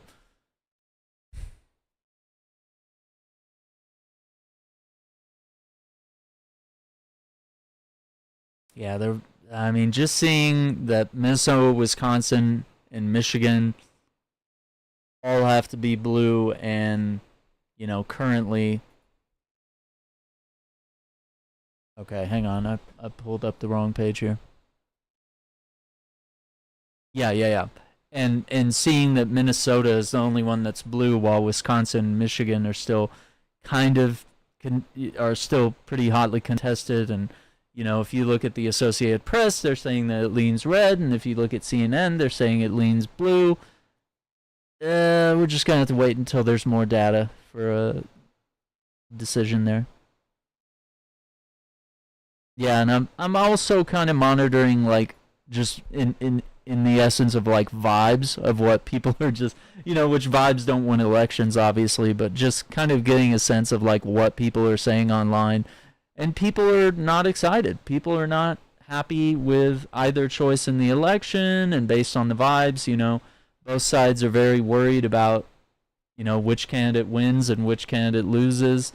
I don't think there's anyone that's, like, fully, relaxed and happy about what's going on. I think there's a lot of people that are lost in the middle. They're free agents that were looking for a good candidate, and, they feel like, Donald Trump has been the agent of the animus. He's just been an agent, not a solution, not someone that's coming in to drain the swamp or to fix all the problems, as he states. He is just an agent for the animus that America has and all the upsetting, political issues that we have, where we so heavily and drastically want change to so many issues that they found Donald Trump as the perfect representative for that. Now, if we look at Harris, I think we also see something different on that side. We see that she is the vice president of Joe Biden's campaign, right? And, we saw Joe Biden's abysmal performance in the debate that showed, his general aging process is well underway, and not necessarily signs of dementia like we see with Trump, but just the fact that he's aging as any person would, and he's probably too old to be president. But we also see that Harris is really kind of running as Joe Biden light, that she's running on a lot of the same policies. She utilized the same campaign headquarters. She utilized a lot of the same strategies that Biden has used to get to where he got. And also, there's also the fact that the Democratic Party really didn't get to have an actual primary or an election and actually vote for who they want to have on the ticket. It was really kind of hoisted upon them last minute. Joe Biden drops out. He endorses as vice president. The party immediately aligns behind that, which, is good to have some party unity, because if you didn't have that, you would probably have people that were all spread out trying to nominate different candidates, and you would have an ununited, a dismantled party that wouldn't be able to agree on a candidate to push forward, and it would be too late in the election at that point to, have some sort of, rushed Democratic primary or do some sort of polling to sort of figure out, like, okay, well, if it's not Biden, who would it be? So we literally have a candidate here that was not selected by the people. So there are some people that are just not happy that it's Harris, or they don't believe that Harris has proven herself. She's been in the Senate a long time. She's worked really hard. She's 68 years old, I believe, which I really start to think, I think candidates need to be on the younger side. I want to see people 35, 40 years old, somewhere in that range. We need to rejuvenate our politics, and we need to have someone young and vibrant, and someone that understands the issues that younger people and adults are facing in the modern day. We can't have people that were born in the greatest generation of World War II, or even, it's even starting to get a little crazy to have people that are baby boomers that, just don't really understand the modern challenges of, middle class, blue collar employees and stuff like that. We're just so disconnected at this point that we just have these people with no term limits in Congress and the Senate, and they're just it's just the same people over and over, and they're getting older and older and older, and some of them are turning into skeletons as we speak, and some of them are being trotted out with walkers and oxygen tanks and stuff like that. And it's just embarrassing at this point, because you really do, there is a point in everything we do in our lives where you have to pass the torch to the next generation, whether it's at your church, and you have the older people that know how to make the turkey dinner recipes, and they know all the hymns and the songs and the traditions and the tablecloths that we use. They have to pass that down to the next generation so that they can take over and do the turkey dinners and the cook-offs and set up the tablecloths and the tapestries and, how to clean the church and all the various things. You have to do it with that. You have to do it at your job. Gradually the old guard retires and new people take over. It's the same thing with our politics. There has to be a point where you pass the torch, and the baby boomers and even generations before them have refused to do so, even though a lot of them are at retirement age or later. And it's not to say that you can't still work a job or be completely cognizant. It's not that we're being ageist here. I think it's just a very important issue that at a certain point, these elderly people cannot be governing over people's lives, that they don't even understand the issues that we're facing today. They don't understand how the internet works. So they can't even work out some of the issues that we have around net neutrality or the stuff we have with freedom of speech on various platforms, right? So, there's so many complex issues that they're not able to understand because they're just too old. They don't know how to work cell phones. They don't know how the internet works, and their understanding of things like Facebook are very menial, and they think that Facebook is just a website to link up with family. There's no ad revenue being made. There's no, sort of motivations behind it that are political. It's all very interesting. And it doesn't even take that long of scrolling, and I see someone once again just saying that, hey, I voted for Jill Stein, I voted for Jill Stein, I don't vote for genocide. Just seeing it a lot on Twitter. So it is anecdotal, and it's not something that we really want to dive too deep into, but it just seems to be something there. But I don't think Democrats appealing to Republicans has helped them. I think it's great. I think we do need to unite the country. I do think that we need to actually get the parties working together again, where they say, okay, here's the situation with immigration. This is what the Republicans want to do. They obviously want to build a wall. Here's what Democrats want to do. They obviously want to have somewhat more open borders where that people can come in and immigrate to the country legally, and that will allow America to be what it is the American dream. It's the ultimate mixing pot of cultures from all over the world have come together to create this amazing place that has so much freedom and so much opportunity in this land that makes it truly special from anywhere else in the world, right? So we have to get back to a point where we're not closing the door on people. And we see that with people like Ted Cruz. We see it with Marco Rubio and other people from families that were obviously immigrants that came here. They may be of, Cuban or Puerto Rican descent, or, Ted Cruz actually came from Canada, but I believe he has Cuban descent in the family. For them to be immigrants to this country, as a lot of us are, if you trace back some of our family's lineage, and to come to this country and then decide to be like, hey, I'm going to close the door, even though I got in this way, I'm going to close the door to make sure that you guys never get the opportunity that I have. And they do it to their own people, which is kind of crazy. So to do that, I think it's very jaded, and it's very personal, and it's all about taking advantage of the system for yourself. Let's see. Rashida Tlaib wins re-election in Michigan's 12th congressional district. Of course, she's the only Palestinian in the United States Congress.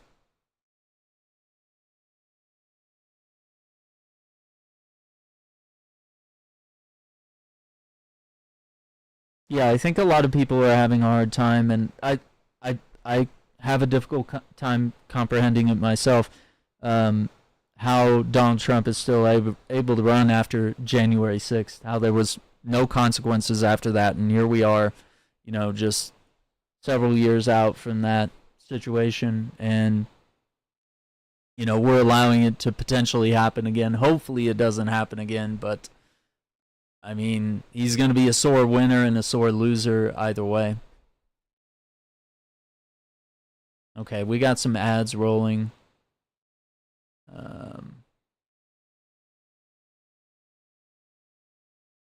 Michigan, Pennsylvania, Wisconsin.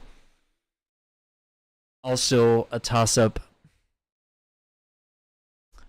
But like I said, we're probably not really going to get, 100% confirmed results tonight. Oh, wow. Hang on, let me refresh this. Is that correct? AP is saying that Ted Cruz is going to win Texas. Yeah, looks like 10% more than Colin Allred. Yeah, if that's true, that would be a real shame.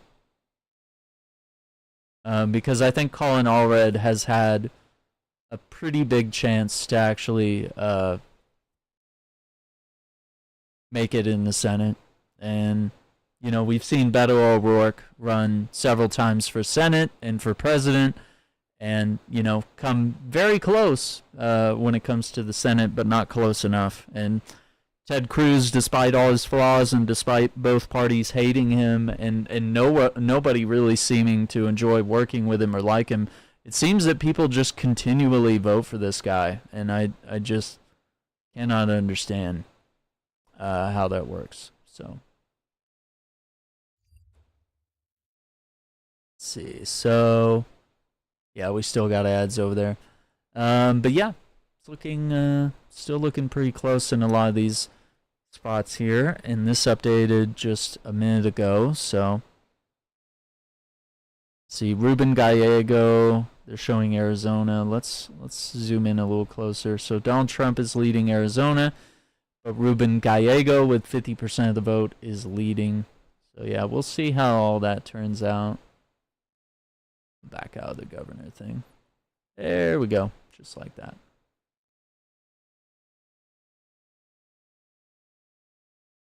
Yeah, nothing's really changed with third party.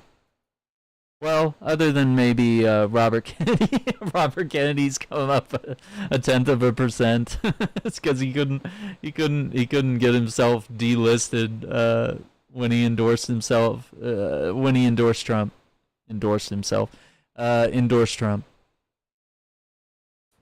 So yeah, he's actually actively competing with Trump in certain districts, which I think is pretty hilarious. I mean, you got to have a little bit of a sense of humor on this stuff here. Yeah, Oklahoma's pretty crazy. How about that? And of course, Georgia looking very much the same. 93% of the vote. Pennsylvania with 83%. I mean, I still see a path for Kamala Harris to win, but there's still a very viable path that Donald Trump could win, and it's going to revolve around Pennsylvania, Georgia, Michigan, and Wisconsin. Those are going to be the big ones. I think Arizona may possibly either go red or blue.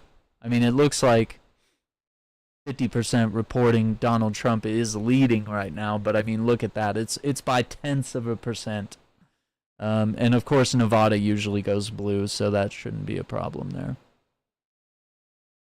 But yeah, I feel like it really depends on these 4 hotly contested states over here. I think over here it's fairly predictable here. Let's see what they're talking about. The vote. Kamala Harris has 47.7% of the vote. Donald Trump is ahead of her by more than 206,000 votes. That's with 83% of the estimated vote in. That's Pennsylvania. Battleground Michigan, Donald Trump up 51.3% of the vote. Kamala Harris has 46.9% of the vote. Donald Trump with a more than 111,000 vote lead with an estimated 44% of the vote in from Tom Cotton, Michigan. Republican, Wisconsin now, U.S. Senator of Arkansas. 50.8% of the vote. Kamala Harris has 47.6% of the vote. Donald Trump almost 80,000 votes ahead of her. with 3/4 of the vote, 74% of the estimated vote from the Badger State in. Battleground Georgia, Donald Trump is up 50.7%. It's still very close, though. More than 180,000 probably the scariest votes part ahead of for her, either with side. An estimated 93% of the estimated vote in.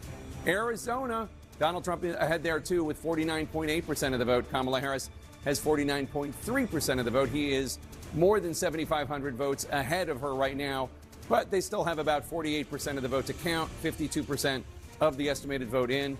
In Nevada, Donald Trump is in the lead with 73% of the vote. Kamala Harris has 26.2% of the vote. Donald Trump has a more than 10,000 vote, almost 11,000 vote lead. That is with only 2% of the estimated vote in. As we follow these crucial undecided races, we are already also getting closer to another poll closing. 4 more electoral votes are at stake in the next hour in the heat of the battle to reach 270. So every electoral vote counts. We're just minutes away from voting ending in the reliably blue state of Hawaii. Over to John King now at the Magic Wall. John. So Jake, Alaska being a genuinely red state. These 3 states, Wisconsin, Michigan, and Pennsylvania, will determine the fate of the Harris campaign, whether there's any chance she can come back. Very As true. we wait to see those results, I just want to show you something. Bring it up. Remember January 6th. Next Donald polls Trump are was closing finished. in a minute Even and a Republicans are half. running away from Donald So Trump. we Donald should Trump is have done as a national politician. We should have something I wanna show new you shortly. This is Trump overperforming his 2020 Should be very performance interesting. by 3% or more. Right? This is a statewide look. We're not done with some of these counts out here, so this will change a little bit. But Donald Trump overperforming 2020 after January 6, 2021. That's the statewide look. Look at this. Just look at this when you go to full counties. Look at how many counties across America, 994 of the 4,000 plus, 4,600 plus counties and townships, especially up this way, part of the country, they don't call them counties, they call them townships, but in nearly 1,000, 993 right now. This will change as we go through, but Donald Trump is overperforming, and look at where they are. He's mostly performing in red areas. His vote is getting higher in the areas where he wins elections. Yes, there are some blue places where he's overperforming, but just look at battleground Pennsylvania. Look at all these red counties, places that Trump wins, where he's overperforming by 3% or more what he did in 2020. Then you come out here, let's go up to battleground Michigan. These are the decisive states left on the board right now. Look at in the areas, those are his base areas, he's getting more. The same over here in battleground Wisconsin. So the former president of the United States, given up for dead, Jake, after January 6, 2021, is running stronger now than he did in the last campaign. All right, Interesting. John King, thank you so much. Every electoral vote counts, and 4 more are on the line right now as polling places are about to close in Hawaii, and we project Kamala Harris will win the state of Hawaii with its 4 electoral votes. Not a surprise. Hawaii, a reliably Democratic vote, but that does mean a pickup of 4 electoral votes for Kamala Harris. Donald Trump has 230. He is 40 votes away from winning. Kamala Harris has 169 electoral votes. She is 101 votes away from the 270 needed to win. John King? So, Jake, let's look at the map where we are right now. Once again, it's not a race. It's more of a gotta catch them all type just look thing. at the map right now. It's you like see a lot of red. more right? like So let's Pokemon, look less at the like 2020 Mario map. Kart, I would say. You see the blue, right? The blue wall states, Georgia, Arizona, Nevada, right? Yep. Now watch. This is where we are now. 2024 looks a lot different than 2020. But at the moment, looks pretty similar to 2016. Donald Trump won the blue wall. Donald Trump won North Carolina. Donald Trump won Georgia. Donald Trump won Arizona. The only difference would be Hillary Clinton in 2016 did carry Nevada. Donald Trump leads there right now. When we come back to 2024. But it's just, sorry, 2024. Let me come up here and do this. And 2024. There it is. And you go there at 2024. Oh, no. So they are saying Nevada might might change when you come here. And so We'll Donald see. Trump is remaking the map again at the moment. And the question is there any way for Harris to come back? Again, we've given Donald Trump North They Carolina. haven't projected it so yet. let's see but where we are in it's- Georgia. If they're Donald saying Trump it's also likely. carries Georgia, the vice president cannot afford to lose Pennsylvania. Yes, Nevada's out there, Arizona's out there, Michigan and Wisconsin are out there. 19. Yeah, 19. I'll show you what I Pennsylvania's mean in a gonna be minute. key. So can she come back in Georgia to stop that from happening? She's limiting her. If he wins Georgia, her path is so limited. So it's 118,000 votes right now in a state decided 4 years ago by 11,700 votes. Donald Trump with 93%. That's an important number of the vote counted is ahead by nearly 120,000 votes. So you're looking. This is where they would have to be. You can pick up You have votes to be in elsewhere, but that's where Atlanta. most of the votes are. That's close to half of the state population, right in Atlanta, in the metropolitan area around it. So what's out there? Are there live outstanding votes out there? Well, let's take a look. Oh, is he going to go in? Yes. Let me get rid of the coloring so you don't have to see that. The answer is yes, they're out there. You're at the point now where you're talking about drawing to an inside straight flush. Atlanta, essentially. Savannah. You need these votes to come in overwhelming numbers for you. But you do see there's the mathematical possibility. This is why the Harris campaign is on the phone. This is why I assume Donald Trump has not come out yet to say anything, because he's hoping that this one comes off the board as well. You're looking at the math right there. It's possible. So we're waiting for more votes in Georgia. So then you come up, Jake, and we'll look at the blue wall states in a minute to see if any of the math is changing. But if you look at the map right now, you would so much rather be Donald Trump than the 182 Vice to President. 230. All right, and we have a projection, John.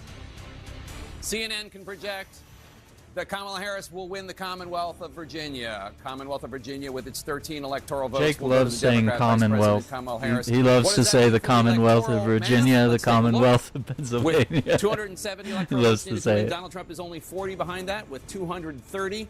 Kamala Harris has 182 electoral votes. Let's bring you a key race alert. Where are we with all the states that we have not projected yet? Pennsylvania, Donald Trump in the lead.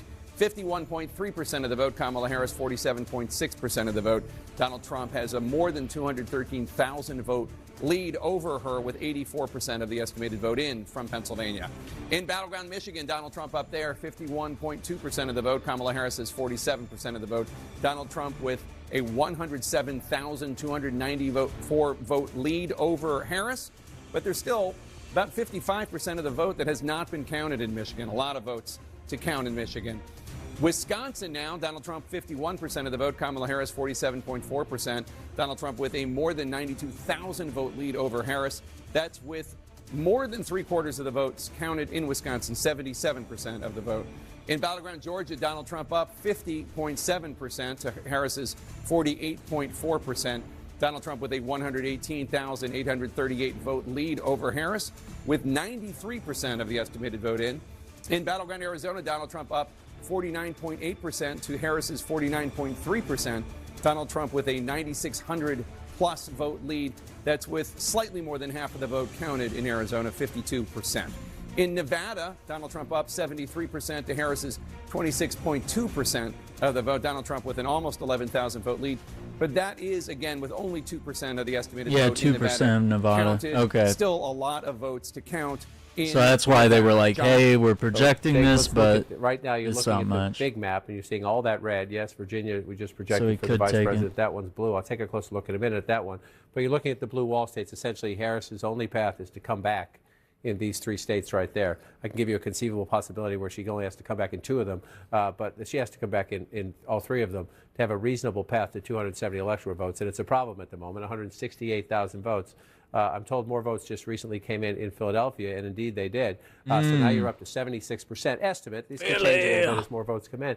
But you see that, the Vice President opening a healthy lead in Philadelphia, which is a building block of a Democratic win in Pennsylvania. The question is it enough? I just showed you Trump was leading. So 78%, 477,000 votes. If you go back 4 years ago, it's 81%, and it's 603,000 votes. Remember that, 81 and 603.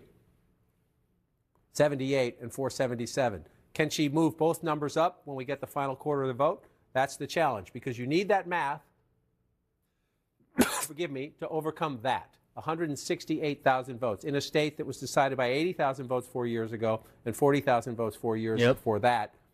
Very, very lead close. in a tight state like Pennsylvania with 85% of the vote. So you're saying Feels is it like the just theme of Philadelphia and the tonight. suburbs where there are outstanding votes? Again, if you're Everything joining us is late, looking the larger very the circle, contested. the more And votes that I are still think outstanding Democrats to be could have counted, avoided the this, color, the way the candidate who's winning in that area. Possible at the that a moment. better And so you've campaign got- could have been this is what we run. do They right could here. have worked harder on the Philadelphia, issues, Delaware hammered County, those Chester home. County, Montgomery could have County. made the right There's still some decision math about down certain there. things. A little bit out there in Allegheny County where we talked to Brian Todd early in the night. But they A kept little bit trying up to, in Erie like, County, lean which is Swing centrist County. and- Tends to be and very right. close, though. So let's come back and look at this as we come through it. Number one, there are bellwether counties in Pennsylvania. Northampton is one of them. And Trump Northampton. is winning with 52% of the vote right now. This county usually picks the winner in the state. As I say that, I'll say its twin is Erie, way over here. Yep. Not twin geographically. It's twin in that they voted twice for Obama, then for Trump, then for Biden. Erie and Northampton, 2 of the 25 counties that did that. At the moment, the vice president is leading in Erie County. In the last campaign, it was Vigo County, Indiana. Their streak of picking the winner went off the board. We'll see if the 2 swing counties in Pennsylvania split as this election goes through. But if you're looking at this map right now, 85% of the vote, it's this. That would speak to how divided they are. If you're looking at 50,000, 60,000, it's easier to do the math. You're looking at 168,000, the math gets hard. Is it impossible? No. But the question is, when you start coming in here, Chester County's at 81%, large suburban counties where if you get 20 or 30% of the vote still out, you can do some big math. Montgomery County at 68%. As you can see, this is a much more populous county, so you're waiting for the 30% to come in there. The vice president would have to win it gangbusters, probably higher than the percentage she's getting so far. I just want to check it against President Biden. She's a little below President Biden, which seems pretty consistent when you go through some of these areas across these states. Bucks County is this one here. Yes, I'm in the right place. That's Montgomery. Oh, Bucks has turned red. That's why I couldn't find it, because Bucks has turned red. Only 55% of the vote in. But if this is red at the end of the night, Donald Trump's going to win the Commonwealth of Pennsylvania. This is the more blue-collar, the more competitive of the 3-collar counties. It's Bucks, Delaware, and Montgomery. Used to be, this was solidly Democratic, and the others were Republican. The education divide has flipped that one. Montgomery and Delaware are reliably blue. But look at this. Donald Trump, only 55% of the vote in. But look at that, 50 to 49. If you do it there, you go back in time, 51, 48, 47. So Trump was competitive here. It was a 4-point race, a little more than that 4 years ago. But again, in a close battleground state, you want to move the margins. Yeah, looking at county. So let's see if that one holds as we go. Texas once if you're in again, the Harris just campaign, seeing that particularly makes you nervous. And then you come out here, and again, I just want to pick them randomly. This is where Trump it looks like runs it CNN has up. called it So for you're saying, Cruz could as she well. come back 54 to 43 right now. Mathematically, you can The make the 83% of the votes in. Common sense-wise, you start after a while. Something would have to change pretty drastically for all red to win at this point. There's a little bit of vote out unfortunately. there, not much, not hardly anything left there. Not much left But there. let's see what else is going on here. Trump's vote is mostly in when you look at the map. But the question is there Yeah, really you see enough how there? just a couple Let's see where they counties are here. there are really going to 94% decide Allegheny County. So again, Pennsylvania. you're getting 59 to 39, 20-point gap. 20-point Couple gap. of counties with bigger cities. They say they're at 94%. So it's not impossible. I would say we're starting to lean into the improbable. And let's go over into Michigan. Erie, Scranton, Philly. The vice president was leading early on. Then Donald Trump took the lead. He takes the lead sometimes in these states when all these rural counties fill in. Look at them all, right? And again, you just find him, and he's at 67% here, and he's at 65% here, and he's at 66% plus there. Not a lot of people, but when you've got 83 counties and you're winning 60 or 70 of them, that's how it works. And he builds it up there. And then the question is, can the Democrats overcome it with huge numbers where the people live? Number one, Wayne County, we're still only at 16%. So if you're in the Harris let's campaign, see, Senate is looking. We have almost nothing, or less than 20% from Detroit, right? So Republicans have flipped 2 seats. 88,000 votes. So they're at 49 of 50. Again, when Donald Trump won Michigan, he's getting 68, and he gets close to 600,000 votes. So that's sort of our test. The Senate. When Wayne County gives us more Senate votes, might very you get well a huge be a number like Republican that, Senate. and it's the split, right? Donald Trump at 30%. They flipped 3 That's seats Detroit in the and House. suburbs around it. Donald Trump Republicans right now, have flipped it's only 3 seats 20%, in the less than House. 20%, 16%. So but no, if he's you could even end up above with 30, right? a Anything Democratic above 30 president is an improvement with a for him. Republican And Congress. so you could end up with a you can't see it Republican all on this president map. We have and to a get more granular. clean sweep, But everything Detroit, Republican. Is he doing better? Is Trump doing better with the black vote? And you could see for the Or next is 4 overall years turnout if maybe they down a are little better bit at for 2020? governing or That's a not. big question too. And then here you have Let's see. Hamtramck and you have Dearborn. They're not on the map, but they're right here. Those are 2 very important pockets of Arab American voters that were So it is 200,000 exhausting plus voted for Joe here Biden 4 years to ago. see We don't know. We don't have that. what could granular potentially detail be just like a yet, but lame that was duck one of the big questions in the presidency campaign. continue. Spent a lot of time on my trips at Wayne State campus. We've definitely Younger seen that voters, with a lot Joe of Arab Biden over Muslim the past students several at Wayne years. State, a lot of I young feel like it's progressive been students at mostly Wayne a State. lame duck Did they lose the youth presidency. vote there? A lot of the questions. Now, I'm raising questions that we'll answer in more detail Especially in the tomorrow, next final week and the week after that. year or we have so. final results, but if you're Leading up to this 158,000 votes election. ahead, only halfway in Michigan, I mean, I hate to say it, but like you're looking at this, and like that's the best of the 3 blue wall states. Let's go to Wayne County right now. Let's go to Detroit, where we find Jim Sciutto, who has an update on the vote count there. Jim? Jake, there have been a lot of questions and some consternation as to why we haven't seen more data from Wayne County yet. And I just spoke with the Secretary of State, Jocelyn Benson. Wayne County in Michigan. We have the answer here. I asked her quite specifically.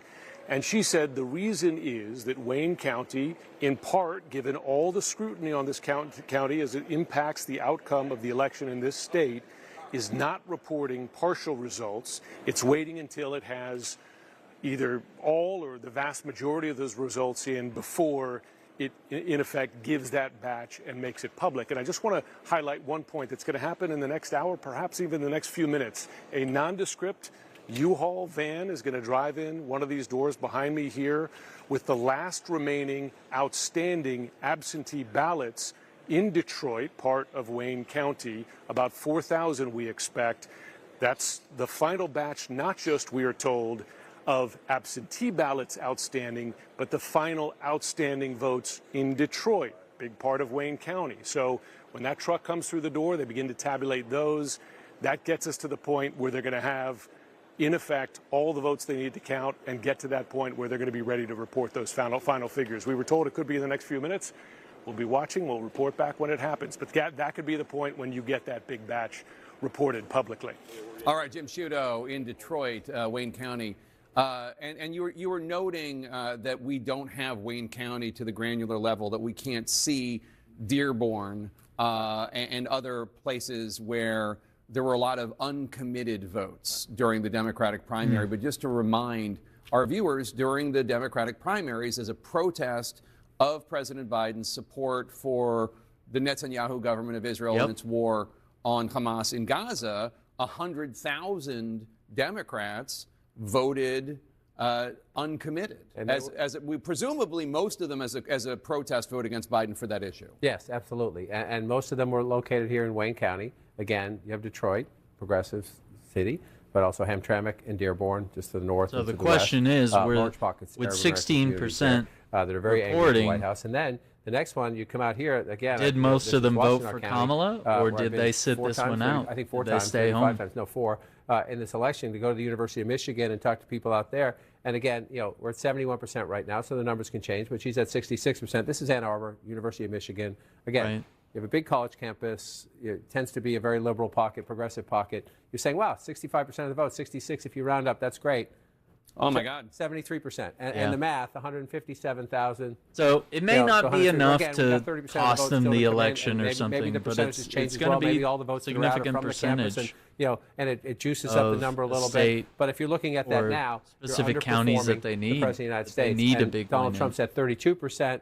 And 26%. That's I mean, if that gap holds and if his improvement like that holds, I'm sorry, go ahead. That's a big deal, though. Well, I was just going to say, choosing to be on the wrong side of history has American community in places like Michigan is not that they were going to vote for Donald Trump, but they either were not going to vote or they were going to vote for Jill Stein got a little or less Cornel than West. 45 I'm not sure if minutes Cornel West is on the ballot in Michigan. Next polls close. I mean, these in which numbers case don't we'll add up to probably 100 get some here, more so states. I'm guessing that I think there they'll pull is up a the better list than, if they haven't my already guess would be, of the guess would be there's going to be a better than the states that we can expect Jill to Stein see in Michigan than in other states. more of the polls And close. she worked it hard. She was out there quite a bit. Every trip I was out there, you saw activity. Either but she once was in the again, state if or people just are in in the line, state. they stay in line. So just to explain it, and now, they one should of the other stay things in I line heard about people until you talking vote. about Michigan is everybody in the media, all you talk about is the Arab American, Muslim American vote, but really the issue in terms of a big sizable, bigger chunk of votes is white working class voters, union voters, because the Trump campaign ran ads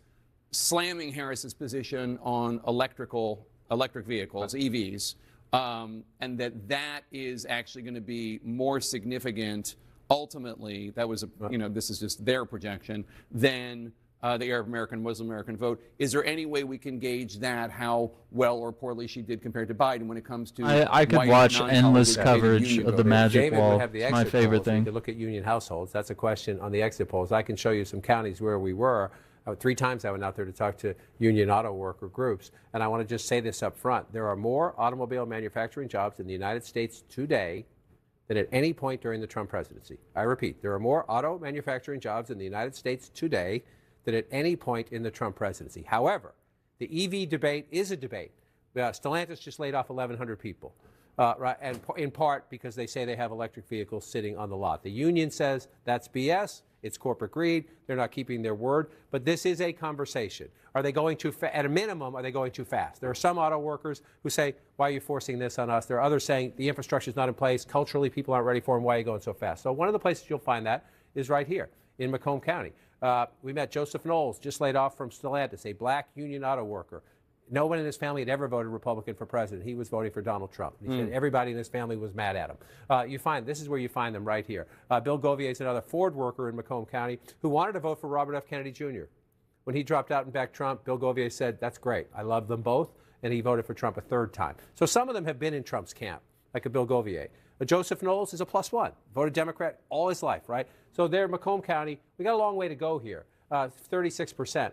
But Trump at 58, when you round that up, Trump at 53 right there. So again, we'll see if that sustains itself. Yeah. And the Biden number at 45, the Harris number at 40. If that's the number at the end, then it's very hard. Well, to there say. you 182 to 230. Not all of that change is from that one issue or that one demographic I described, but that is quite 270 to win if it holds. Let's go to Pamela Brown at the voting desk. Let's jump to Wisconsin if we could, because Pamela wants to talk about Milwaukee and what's going on there. Pamela? Yeah, I've been talking to officials there in Milwaukee County as well as the city. Let's look at Milwaukee County right now.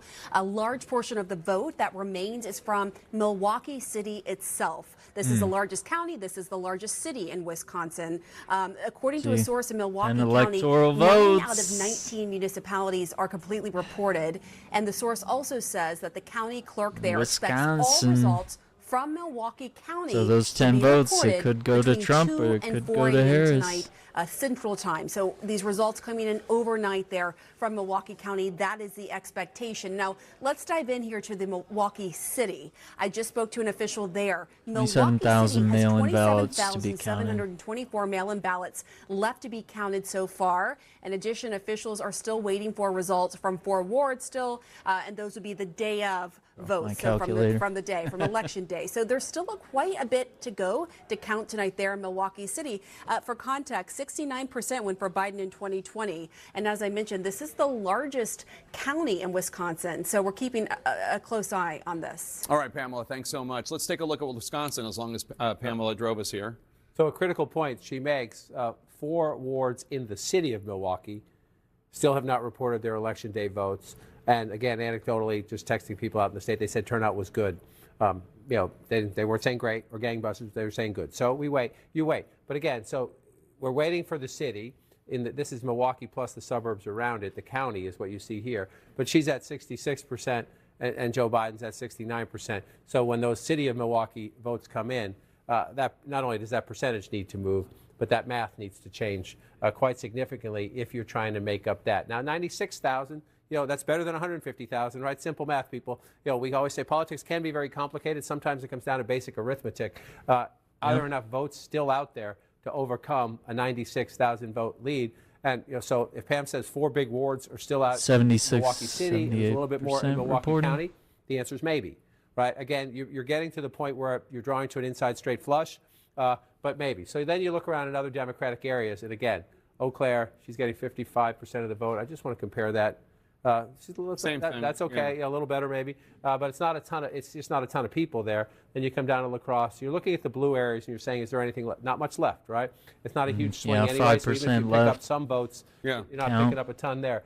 So if you're looking at this map now, I just want to check what was our percentage here? 95% in Dane County, and these other blue counties around it. I'll hit them for you. You just see they're pretty small.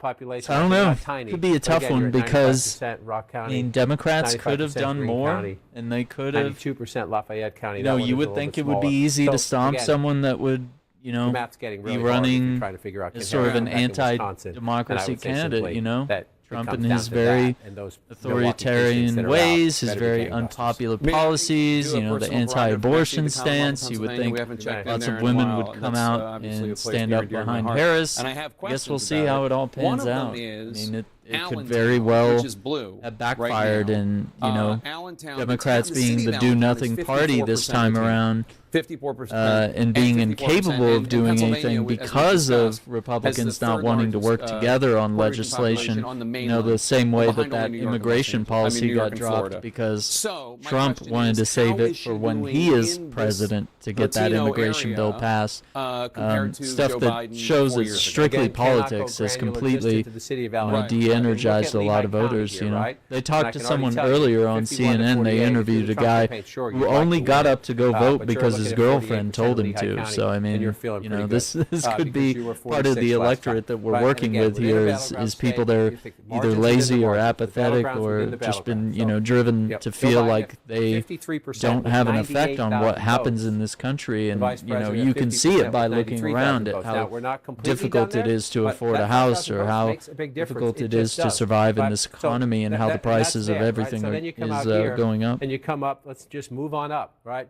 Carbon County. Look at this. Trump getting 73% of the vote. You know, he's improved. That's Oh, one my of the goodness. places he's Yeah. overperformed himself. And then you move up here. This is Lackawanna County, Scranton, Pennsylvania, Joe Biden's hometown. It's a tough, competitive blue-collar area, but 51 to 48 now.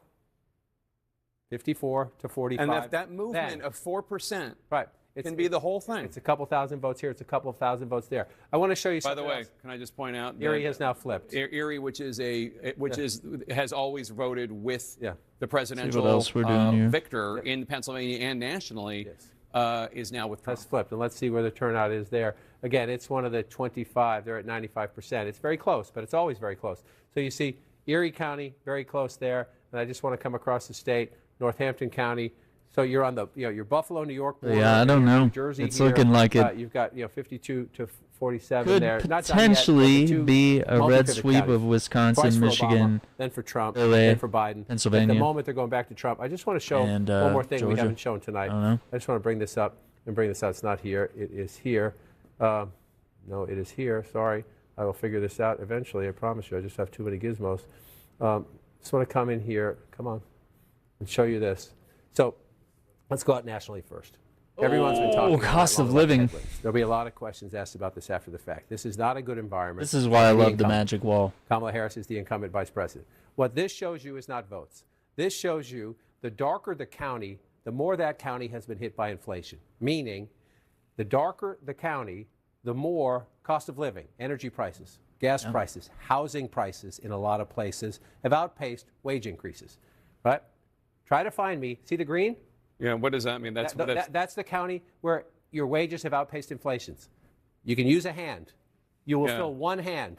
In the more than 4,000 counties and townships in the United States, you use one hand to fill out the counties where wages have outpaced inflation. So can I make two observations? So I based just on want to this? want to come back into your comment. Oh my goodness! Look I at want to that. come back to your comment. The darker the county, the more punishing, the more inflation has outpaced your wages, your cost of living. And just look. I mean, the fact that she's doing as well in the suburbs is a testament to the Democratic strength there. But you see in these other places, it's just that was the headwind. And that came up. I can tell you I was on the road for 15 months, and that came up from the first trip to the last trip, even for people voting for Harris.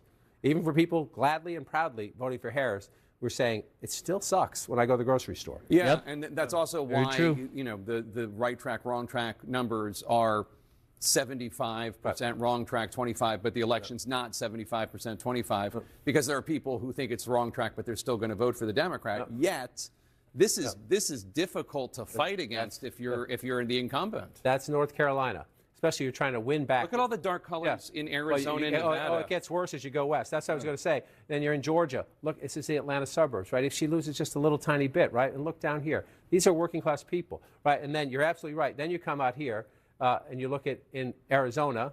That's Maricopa County. That's the largest county. Up here is usually Democratic area. He's winning Maricopa County. He is at the, well, that's just the, let's see. Let's come up there. It's close. That one's close still at half and half as you bring that out. And then you come here. This to me, of all the visits, you want to talk a place that still has the COVID body bruise. Yep. Because unemployment hit 30%, twice the national average. Tourism. And then the cost of living. I mean, look at it right there. Where, again, the darker the county, the more, and out here it's housing more than anything. Housing in Vegas, a lot of people rent.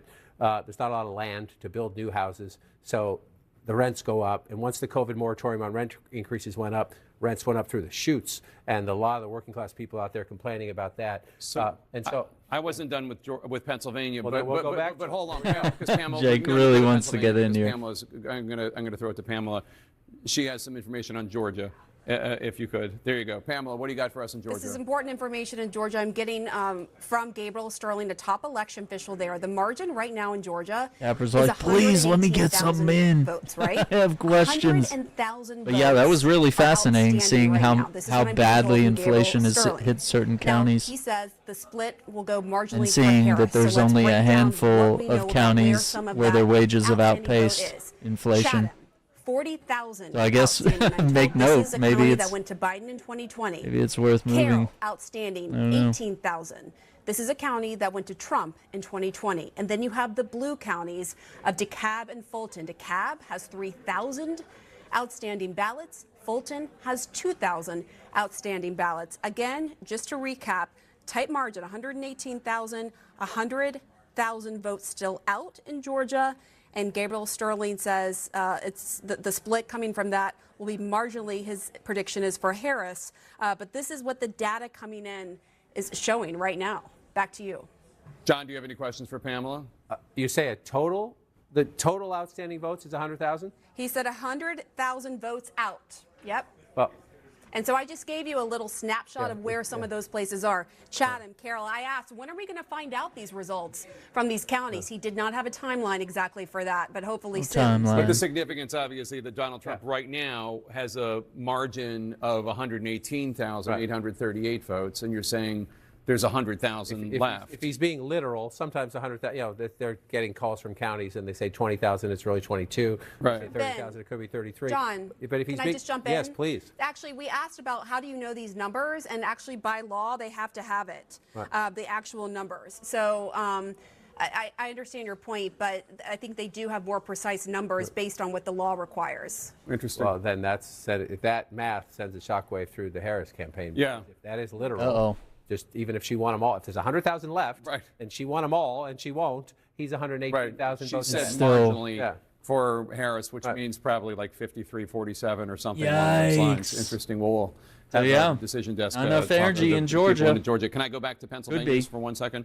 I want to look at Philly for a second because it was so important. It's so important for every Democrat to drive up the margins here. Harris is with 78% reporting. Harris is at 78.1%. to Donald Trump's 20%. We've already talked about this. This is a better performance by Donald Trump than in 2020 and also in 2016. So watch where he is, right? You can look at it either way.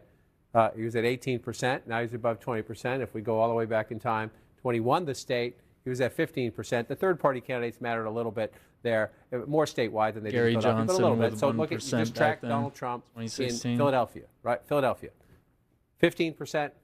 And 108,000 votes in 2016, 18%, 132,000 votes in 2020. We're not quite 30 minutes until the next polls close. It's a lower vote count. So yeah, we might hang around till then, and then we'll reassess where things are at from there. The last one. Absolutely. See if we have any additional coverage we want to do involving the election. I have some other videos I want to make revolving around other issues, but and you know how much I really want to do some election coverage. Trump's support is across Pennsylvania. We'll not only keep track of what happens tonight, but we might 30%. Either go live tomorrow or have a video so if you're going to offset discussing where things are at. You just got to run it up. You just got to run it up here. And she's at 78%. He was at 81%. I don't know why. This will be the this stresses out other people, but I do enjoy watching the discussion here at the wall and seeing things both turnout, from macro and micro levels here. I read this in an exit poll, and I wish they would let us look at all that data that he's able to pull up. I mean, really, here we're just able to look at very basic things. Black men in Pennsylvania in 2020, 10% went for Trump. Not able to see all those, in 2024, all those fancy numbers. 25% went for Trump. Black men in Pennsylvania more than doubled for Trump. Well, if that number's true. I mean, after every election, you have the conversation, right? After 2016, it was what's happening to Democrats. I mean, it was already happening, but Trump put on steroids the Democrats' problem with white working class people who work with their hands. And now I would say, take the white out of that. Take the white out It's of that. just about Yeah, Nevada and Arizona go black red. Men, the gains among Latino men are among people who work with their hands, who have been punished. Who the conversations that strike you from 15 months on the road is, you know, I could afford. Yeah, so a new they car, are saying Georgia but then might if any prices might go actually up, I go can't take red. that loan. Like I cannot put. There's no way. So you're asking your mechanic, can I keep this thing on the road for a little bit longer? And with Trump and having at a Christmas lead, time, you're telling your kids you're getting one gift, not two. Or we were going to try to go to Disneyland, but Pennsylvania, we're not this year. Michigan, We're going to go to the amusement Wisconsin. park, you know, that's a couple hours away by car, but we're not going to Disneyland or some big thing like that. These are the conversations you're having in state after state after state with people who have working class jobs. And some of them, I mean, union auto workers, you know, they think that's a good middle class job. Union auto workers so who get the employee discount. Associated Press is saying 210 to 230 right now, so they are showing Harris a little higher. On the road, because I just can't do that on the family. But yeah, it's looking like Arizona, Georgia, Wisconsin, What Michigan, are you learning right and now about the Pennsylvania former might all be red, plans this evening? with Minnesota going blue. Well, Jake, you know, we have been waiting to hear whether or not he was actually going to come here to the convention center. And just to remind everyone at home, there are two separate parties happening right now. But we'll see. A watch party Once again, here it's all where I am at still the too early to convention call. It's center in just, West you Palm know, Beach, Florida. And then warning Donald Trump is signs also that we're having an looking event at. his Mar-a-Lago club, surrounded by Republican Projections. allies, major donors, people like Elon Musk and RFK Jr. But we are now hearing from sources that Donald Trump is making plans to come over here. Obviously, they have to prepare the motorcade for him to get in to take about a 10-minute drive over here where the convention center is. But Jake, that is a sign of how good the Trump campaign is feeling based on the numbers that John King just read there. That Donald Trump we'll is see. preparing We'll to come see if over that- here. He said earlier he had no speech that planned. red We'll see mirage what continues, he says when or he's here. Kristen Holmes, we've been watching all of this. Falls And apart. obviously the Trump team has been watching the breakdown here of how he's been doing. And with looking certain at the Senate demographics, how race, he's Republicans have improving gained from 2 where his seats, standing was Dems have lost actually 2 in seats. 2020, certainly in 2016. Yeah, and we were told Looking at the that was House, what they were seeing in internal Republicans polling, have but of gained course, 1 seat, given what we were which seeing has and the people we were resulted talking in to on the Democrats ground, we having had to wait lost a and see seat. how it played out. Now, I do want to add to what Donald Trump is doing right now, because we were And told that while he there was over are at going to be Mar-a-Lago, more essentially, Republican this was a watch governors, party that was a 27 to dinner that had 23, guys than there drinking. will The plan be was always Democrat that if Donald Trump governors. was going to come over, they were going to bring So, those interesting. members that were there It at could Mar-a-Lago be- over here. And I am told that could be a currently full red those members sweep are here. being bussed over here, meaning that Donald Trump's arrival is likely imminent. Or it could Now, just all of be those that the members president are ends up obviously being gonna have to be in Harris. place. As we've reported, That's it's kind of sparse here. There's not a lot my of people. best They're guess at expecting this over moment, 100 but, people to be you know, bussed over anything here. could happen, I Those guess. people are going to have to be in place before Donald Put it Trump that takes way. the stage, because these are going to be some of his biggest fans. They're going to want to fill the crowd here. But now they're coming over, so that gives you a little bit of a timeline of when we see Donald Trump moving from Mar-a-Lago to here. As we know, this room is about to fill up pretty quickly, probably within the next half hour. Yeah, and of course the big question is what he's going to say. Obviously, he wouldn't come here likely and not take the stage. That's behind us. It's already a room that's filled with his supporters. We'll be waiting to see what they say. Jake, obviously something that we've been watching closely, as ever since a few hours ago when those Virginia numbers were coming in, that was what first gave that sense of confidence to the Trump campaign. And obviously that has only continued to grow ever since seeing the calls in North Carolina, how well these Republican Senate candidates are doing also, and those numbers there in Pennsylvania, Jake. All right, Caitlin, thanks so much. As we prepare for what we think is going to happen, Mr. Trump coming out and speaking, it is a good moment for us just to take a measure of where the night is at this moment. We're still, of course, waiting to call several of the battleground states, 6 out of 7 of them. But Chris, right now, I think it's fair to say anybody watching would rather be Donald Trump than Kamala Harris at this moment. Yeah, absolutely. Now, if he declares victory, he hasn't won the race yet. There is still a potential path to 270 electoral votes. None of the blue wall states have been called. If he says the trends are looking very good tonight, you can't argue with that. And Yeah, I'm the going to wall go to Jake states. for a major projection. That's right. We have another major projection for you Uh-oh. now. And CNN can project that Yeah. Georgia will go to Donald Trump. Georgia, Uh-oh. a very highly contested battleground of 16 electoral Not looking votes. good for Democrats This is there. the second of 7 battleground states that we have called, and both of them have been for Donald Trump. Let's take a look at what that means for the electoral math. Donald Trump right now has 246 electoral votes. Kamala Harris right now has 182 electoral votes. There are 270 needed to win. As of right now, CNN is not ready to project who is going to win the presidency. Blue but, wall. I'm sorry for so rudely interrupting. Donald Trump has now been projected to have won the second of seven key battleground states, with 5 more to go. And obviously, the blue wall states, as you were saying, are crucial. And this is a flip because in 2020, Joe Biden won. Pennsylvania. Now, despite the fact that Donald Trump tried really hard to find those 11,000 plus votes, they weren't there. And this time around, the projection that you just made is that they are there, plus, who knows however many votes there are. So this is I think even they more tried to rally why Georgia, but the Harris campaign manager, Jenna Dillon, you can't keep playing people, you know?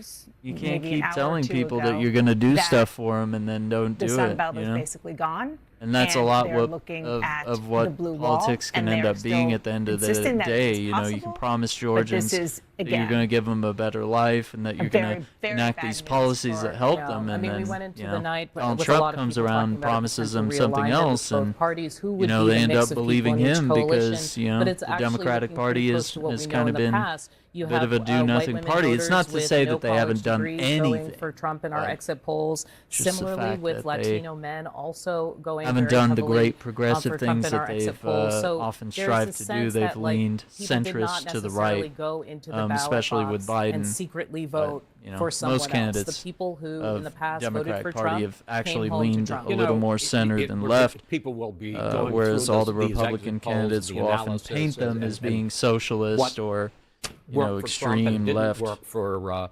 Harris on gender. Back in 2020, Biden won women by 7 points more than Trump won men. This time it's exactly even. Harris won women by 10 points. Trump won men by 10 points. But the one that just stands out, sort of a flashing light, Jake, Hispanics.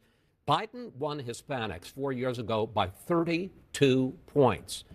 As of tonight, Harris has won Hispanics by 8 points. Can I just add one other thing about what this Georgia projection means? What it means is that she's got to win Pennsylvania. If she doesn't win Pennsylvania, it's over. Yeah, no, absolutely, especially with the fact that he is leading right now in the 5 battleground states that we have not called. He is leading in all 5 of them: Nevada, Arizona, Wisconsin, Michigan, and Pennsylvania. Donald Trump widening his lead in the race to 270 electoral votes with this new win in Georgia. Ballots are, of course, still being counted in these crucial battlegrounds. We could get new reporting on votes at any time. We're going to squeeze in a quick break. We'll be right back. Really? Really? I guess we'll see how that goes. So yeah, we'll keep going here for another 30 minutes or so. I am going to use this opportunity to work in a quick break as well. Okay, here we go. Harris campaign co-chair. We believe in you. May God bless you. May God keep you. And go HU. Oh, did we miss it? Harris. We got to the very end.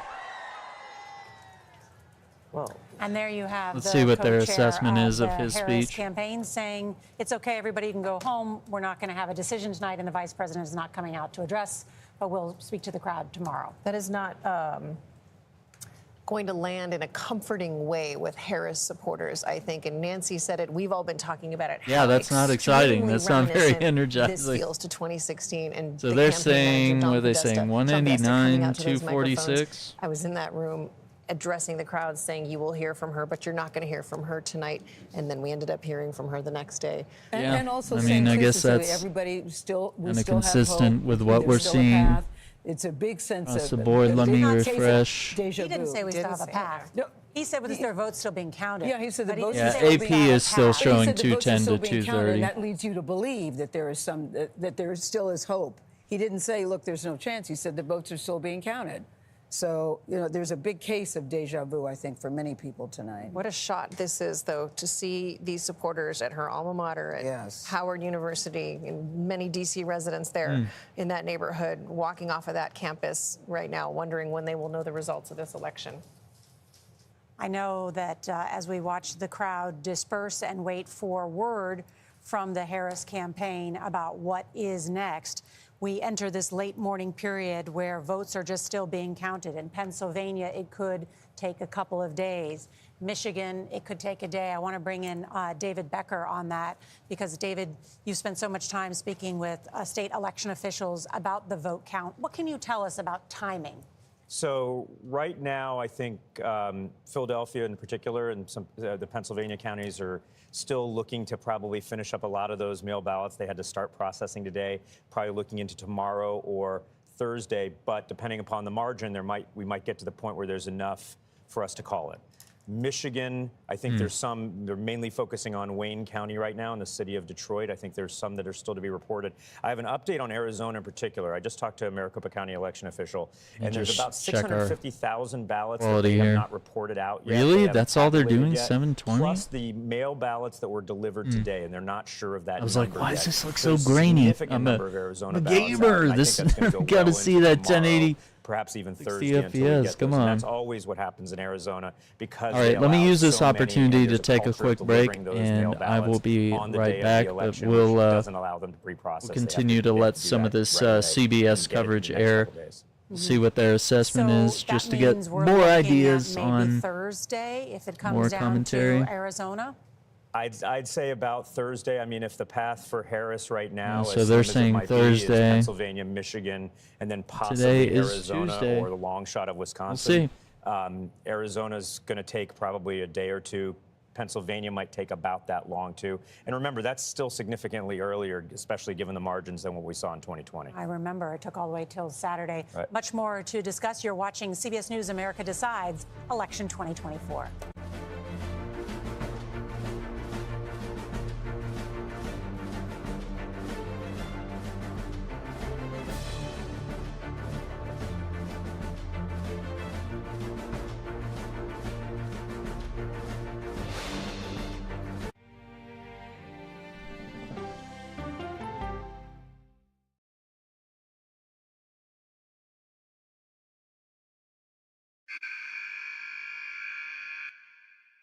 I had progressively fallen deeper into the world of online sports betting. The risk is the rush. What do you think is driving the spike in popularity? I think it's legality.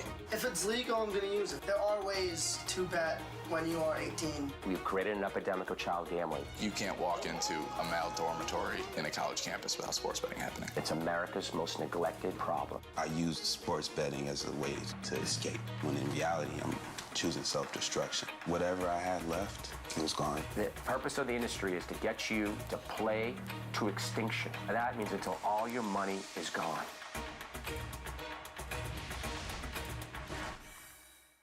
When you wake up in the morning, we want to be your go-to team. On our places, bright, shiny faces. I don't go to work in the morning. I go for coffee with my two good friends, and we talk about the world. Your morning routine just got better.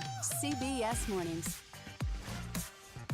Don't miss true crime anytime you want, anywhere you go. With the 48 Hours podcast. Real crimes, real lives, real justice. There's some questions that have to be asked and need to be answered. Listen to 48 Hours on Apple Podcasts. An original documentary from CBS Reports. Imagine yourself in Manhattan with no police, no army, no mayor.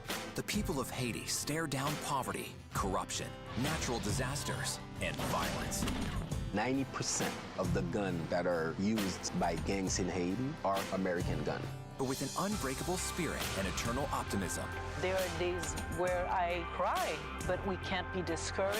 We still believe in Haiti. They're still able to look ahead with hope. Haiti is on the brink of transformation, a radical shift. Haitians are coming together and saying things must change.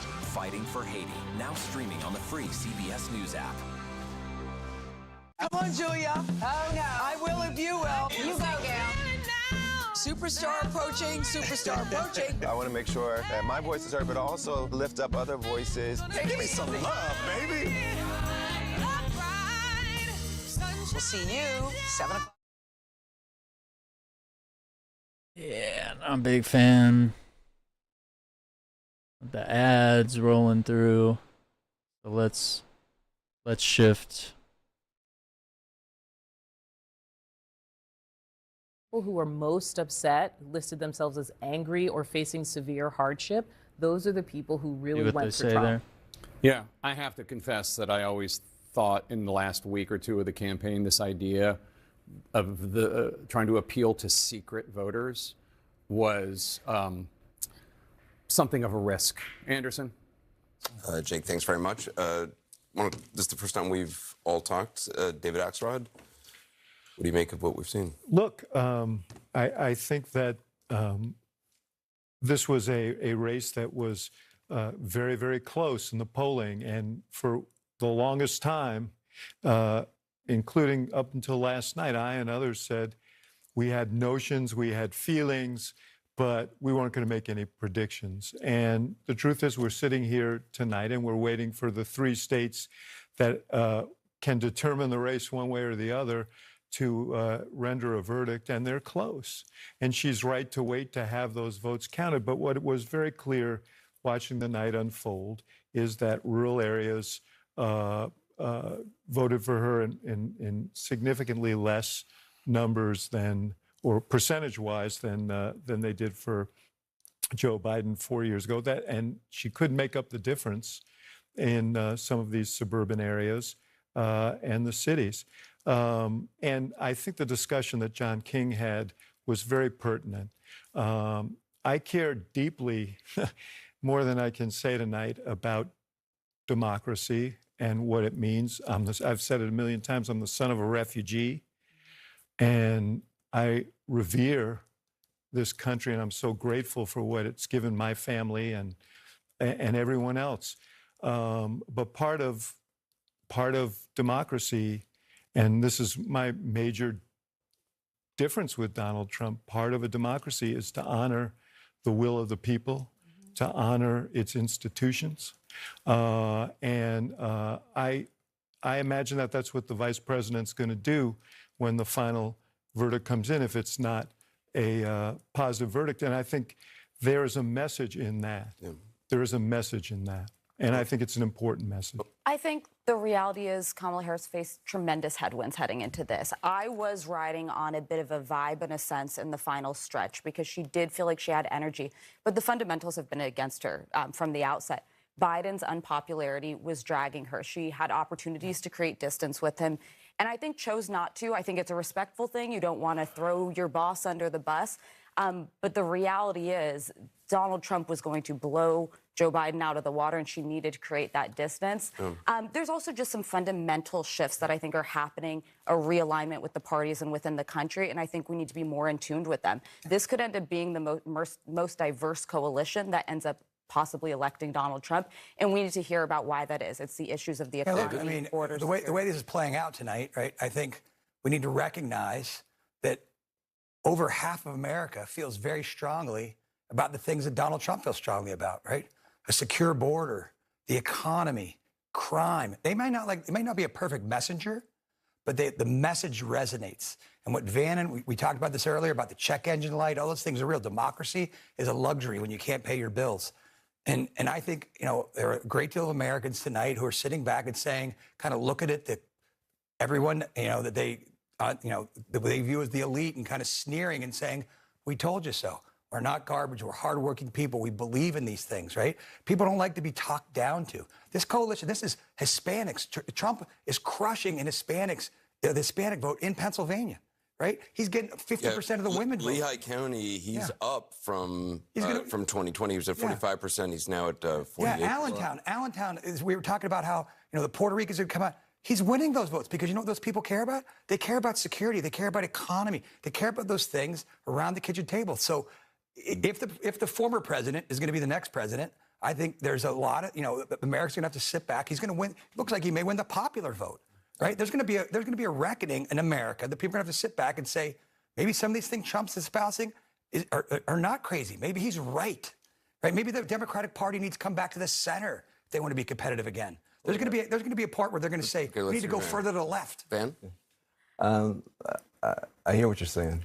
And I do see it differently because I'm thinking about the people who are not a part of anybody's elite who are hurting tonight. There are African-American women who know a little bit about being talked down to. and know a little bit about having their economic dreams crushed, who tried to dream a big dream over the past couple of months. And tonight they're trading in a lot of hope for a lot of hurt. And they were hoping that maybe this time, one of their own could be seen as worthy. And once again, they were facing rejection. And that hurts. They thought tomorrow morning they're going to walk out with their shoulders back a little bit, maybe able to breathe for the first time and feel like they belong someplace. They did everything that they knew how to do.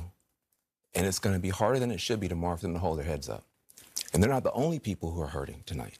If you're a parent of a trans kid, your child's face was used as a springboard to power for somebody.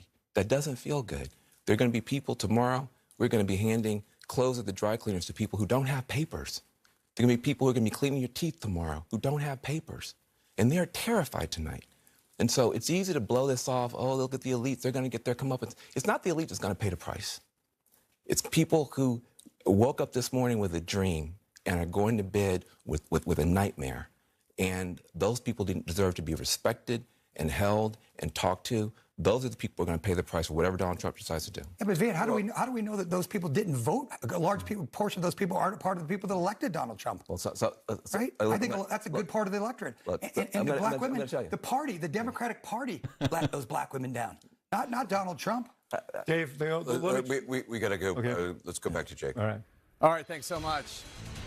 And we're going to bring you a key More race alert alerts. right now. Let's check in with the states that we have not projected. Pennsylvania, Donald Trump still in the lead there. 51.1% of the vote. Kamala Harris has 47.8%. Donald Trump with a more than 216,000 vote lead there with 92% of the estimated vote coming in from the great Commonwealth of Pennsylvania. Michigan now, the Wolverine state. Donald Trump, 52% of the vote. Kamala Harris, 46.1% of the vote. Donald Trump with a more than 203,000 vote lead. That lead's getting a little bigger. Of the estimated vote in from Michigan. Wisconsin, that's the Badger State. Donald Trump, 51.1% of the vote. Kamala Harris with 47.3% of the vote. Donald Trump with a more than 110,000 vote lead with an estimated 86% of the vote in from Wisconsin. Arizona now, Donald Trump in the lead there too, 49.9% of the vote. 182 to Kamala Harris has 246 49.2% of the is vote. what CNN Donald Trump with is a saying. 12,242 vote lead there, a little bit more Whereas narrow with AP is saying 210 to 230 from Arizona. We are awaiting more votes from the outstanding presidential battlegrounds as this race goes into the night shift, and we expect to hear Donald Trump speak to his supporters very soon. We're going to squeeze in a quick break. We'll be right back. That might be interesting to hear because, Harris had her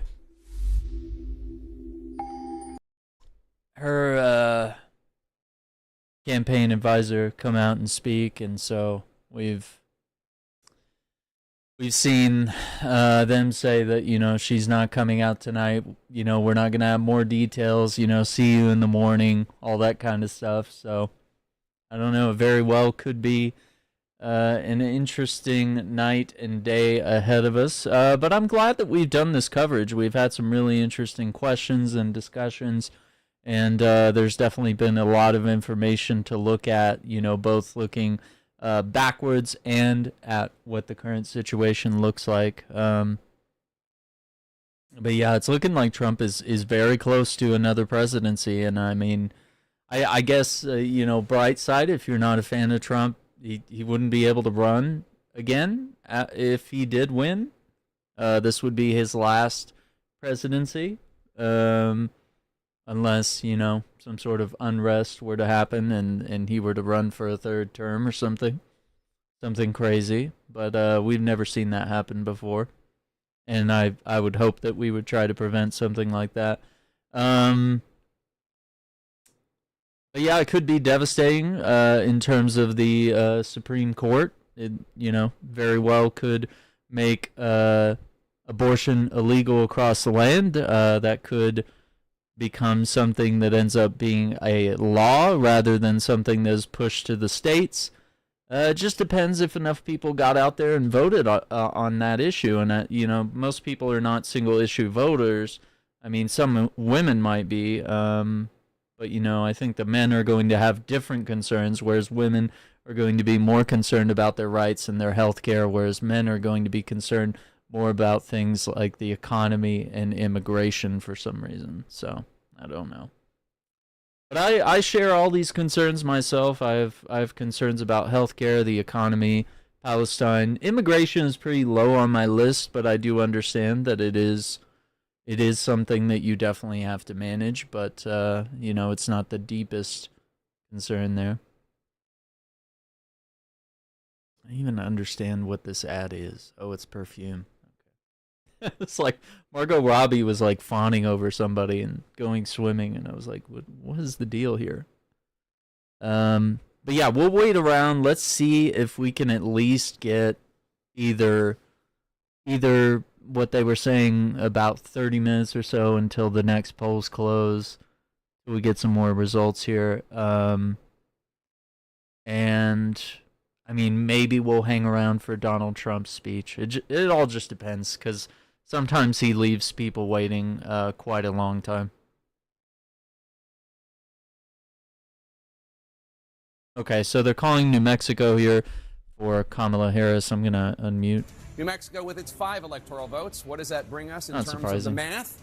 Let us look. Donald Trump has 246 electoral votes. Kamala Harris, with the addition of New Mexico, has 187 electoral votes. There are 270 electoral votes, as always, needed to win.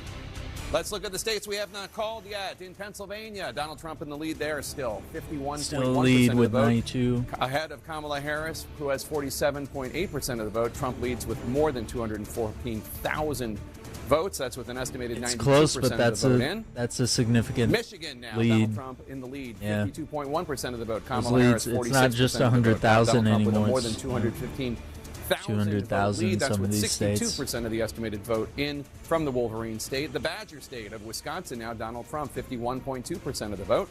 Kamala Harris, 47.2% of the vote. Donald Trump, more than 113,000 votes ahead of Harris, with an estimated 86% of the vote in from Wisconsin. In Arizona now, Donald Trump in the lead there, too, 49.9% of the vote. Harris, that's a much closer race right of the now. vote. Donald Trump with a more than 12,000 still vote more lead. votes to That's count. with only 52% of the estimated vote in from Arizona. Still a lot of votes to count in Arizona. Nevada now, they've really counted a lot of votes. Donald Trump, 50.9% of the vote. Kamala Harris, 47.6%. Looking like Nevada's not going to go her way either. 1,000 vote lead. That is with 70% So that stays of the flipped. estimated vote in for. I believe that state from flipped last time we from looked, it was only 2%. John King, 2020. look at that. Yeah, your it was buddies blue. in Nevada reporting their votes there. Well, last time it took a very, very long time. So if they're starting to get some in tonight, that's progress for Nevada. I just want to show this. This was the conversation you guys were having over at the panel table the other day, just on the importance of I don't know. To me, it looks like a we're at this repeat point of now, where 2016. North Carolina and Georgia have gone for Trump. You see the yellow of the states still on the map. Now, we project Some of it. Alaska is going to come in for the Republican. If that were to change, We that shall would change see. these paths. But there is no Might path be able to eke 270 something out here. for the vice president that does not include the Commonwealth of Pennsylvania. So, yes, she needs to win all blue wall states to get there. That would get her there on its own as long as she wins Nebraska's 2nd congressional district. But there's no way to get there without Pennsylvania, which is why that is absolutely critical that she win there. I just want to show you what I mean. Pennsylvania's the Let's big assume one. that she came back and won Michigan. She's trailing now. Let's assume she came back and won Wisconsin. She's trailing now. She's trailing here, and she's trailing here. Even if she won them all, if Donald Trump won that, he'd be over the top. And so, if she is winning this, she can afford So to even lose if she something won else everything along else the way. and he won But because that's why Pennsylvania, we talked about still this a for loss. weeks, and that's why both campaigns spent more money in Pennsylvania than any other state, Commonwealth by far. The 19 electoral votes, 19 versus 16, 19 versus 11, 19 versus 10. It just affects your path to 270 math in such a profound way. So as you look at where we are now and you come back out into the latest vote count right there, Pennsylvania is paramount. That does not mean the other ones don't matter. Just winning Pennsylvania wouldn't be enough to get her there either. I'm just saying she can't win without Pennsylvania. Yeah. Donald Trump can. Donald Trump can, but she cannot win without Pennsylvania. And so if you look here right now, where are you? That's 219,342 votes with 93% of the vote in. This is why when you heard Cedric Richmond at the Harris event, and is said Erie we would not going hear from red the now? Vice President tonight, and that she wants every vote counted. You did not hear him say, we see a viable path to victory. He did not speak those words. That doesn't mean it's not mathematical. The states have not been called. But he did not say we see a viable path to victory. He said we want all the votes to be counted. And so you look here at 51%. Again, one of the big questions was, could Donald Trump get over 50? In most of these battleground states in 2016 and 2020, he was a 47, he was a 48, maybe he was a 49. In Pennsylvania right now, Donald Trump is at 51.1. And again, you're looking at a state, the vice president simply, there's a lot of states to count still, but if you want to look at one question, she cannot lose Pennsylvania. She just cannot. The math doesn't work if she does. So you're looking, yes, there are still some votes down to be counted down here. I think when we get closer to 100% in Philadelphia, that's going to settle the math once and for all. It's improbable at the moment. Let's just be honest about it, but it's not impossible. So you keep it on the board right there, and you look 78% though. 78% estimated in Philadelphia. She's at 78%. Look at the 484. You come back here, 78% to 81%. 3 points in the state's largest city that is absolutely fundamental to Democratic victory, underperforming Joe Biden by 3 percentage points, and at the moment, more than 100,000 votes. We're not done with the math yet. That's it. I mean, you can find other places too. You can find. We looked through some of the blue-collar counties earlier where she was underperforming Biden and Trump was moving up. We can come back and look at that again if you want. Just Trump outperforming 2020 by 3% or more. This is significant. It's happening mostly in counties he's winning anyway. But she's overperformed a little bit in Chester County down there, which, again, 8-10 years ago was a Republican county. But where is Donald, in Bucks County, which he's is currently flipped to red. But a lot of it's out here. In places where Donald Trump already runs strong, he's running stronger. And that's critical. One of the questions coming into the campaign was, well, Donald Trump got 2016 phenomenon, more votes in 2020, but he lost. Are there really more Trump voters out there? Well, yes, apparently there are. And you see them right there, and you see them in other states as well. So there's Pennsylvania. Jake, I just want to go through these quickly to see if the math has changed. 63%. We've been stuck there for a little bit. You come down here. Again, when you're looking at 224,000 votes, Joe Biden won Michigan by 154,000 votes. Donald Trump's at 224,000 votes. And so you're looking and you're saying, where? Where? Is it possible? Well, the only place you can get that many votes is Wayne County. They're at 24%. So you see, she's at 58% right there. Donald Trump at 39%. Again, you want the conversation that is going to start once these states are called, assuming we stay on the trajectory we are on, which the trajectory we are on, not there, we're not the finish line, but the trajectory we are on is an overwhelming Donald Trump victory in the Electoral College. The possibility of flipping back all 3 blue wall states. But even if he loses Michigan, look at that. That's going to be a conversation in the Democratic Party. How's that happening? How is Donald Trump getting 30% up to 39%? How's that happen? How did he get 30%? The Democrats were already debating how did he get 30% 4 years ago. If that number holds and Donald Trump's above 35%, close to 40% in Wayne County, Michigan, the Democratic Party has a big conversation on its hand. When I started doing this a very long time ago, it was about the Reagan Democrats in Macomb County. Now it's going to be about the Trump Democrats everywhere. Including black men in Wayne County. The Trump Democrats. Saying it's the Arab American vote. Young voters didn't come out. Unusual. The analysis will start as soon as we're done getting someone to 270. But that's a huge problem. And you see it again here. Again, the foundation of the Democratic Party is urban America, and then the close-in suburbs. That's where the math is. And that has allowed Democrats, allowed Joe Biden to withstand all of that. Donald Trump's phenomenon in rural America, where he's not only winning those counties, but the math is up, and this time again, he turned out more voters. Milwaukee, Wisconsin, this is Milwaukee County, the city and the suburbs around it. 61% but the vice president's reporting. at 66%. That looks impressive, except when you go back 4 years ago, and you see the President of the United States was at 69%. And so in place after place, especially starting in the foundations, Anderson, the building blocks of the Democratic Party, which is urban America, she's having a problem. We're not done with all the vote counting yet, but she's underperforming President Biden from 4 years ago. In the close-in suburbs, I can find some exceptions to this, but in the close-in suburbs, she's doing reasonably well. He's undoudedly in some places. a better Trump candidate, is doing better in urban America, especially then, better in but some now key he's suburbs much in older. battleground states, and turning out even more voters and relatively in the red a rural counties lame duck where we have seen president the at Trump this phenomenon point. in 2016 and 2020. It's with us again in 2024. Yeah. John, we'll come back to you. Caitlin Collins is at Trump headquarters, where we expect the former president to speak soon. Caitlin, do we know how soon he may get there, and any idea on what he may say? no, and no, Anderson. Obviously, we're Nope. waiting to see You what never this is going to know. look like because this is so new to He always the Trump keeps you campaign waiting, as and then he well. comes out They've been and watching these numbers the carefully whole proud all to be night. American John King has in been the going back and YMCA. forth on the magic wall, but they themselves obviously were waiting The to whole see dance. were there any surprises in store. They were watching closely. The gut check of North Carolina and Georgia obviously came through for them, and now we are told Donald Trump is on. He is making preparations to head over here to the convention center. This is where the official watch party is. And Anderson, we saw aides preparing the teleprompter on stage, heightening the lectern and the microphone to make sure it's ready. So a clear sign that we do expect to hear from him. It's when RFK, that isn't happens it? remains to be seen. And Kristen, obviously, as we've been looking at this, Trump is famously very superstitious. He doesn't like to, start planning things too far in advance, talking too much about who he'd put in a potential cabinet, much less working on a speech, which he said today he did not have remarks prepared. And even the people around him were hesitant to put anything down. There were some conversations about prepared. potentially Oof. drafting something either That way. means he's drafting probably two gonna versions of ramble. the speeches, but they were still hesitant to even do that. And a reminder that Donald Trump finished up his rally last night at 2:30 in the morning. When they got on the plane, there were some conversations about what tonight was going to look like, but essentially everybody was like, let's wait and see, let's go and see. Now, I am told that when Donald Trump gets here, it's not clear if he's going to go to the stage right away. We know, obviously, they have called North Carolina and Georgia, which were big wins for the Trump campaign. Whether or not they're going to wait for one more of those big swing states remains to be seen. We do believe he's going to be here imminently, that he's going to leave Mar-a-Lago, head over here. We obviously know that they've bussed over all of the people from Mar-a-Lago who have just arrived here. We've seen this room fill out.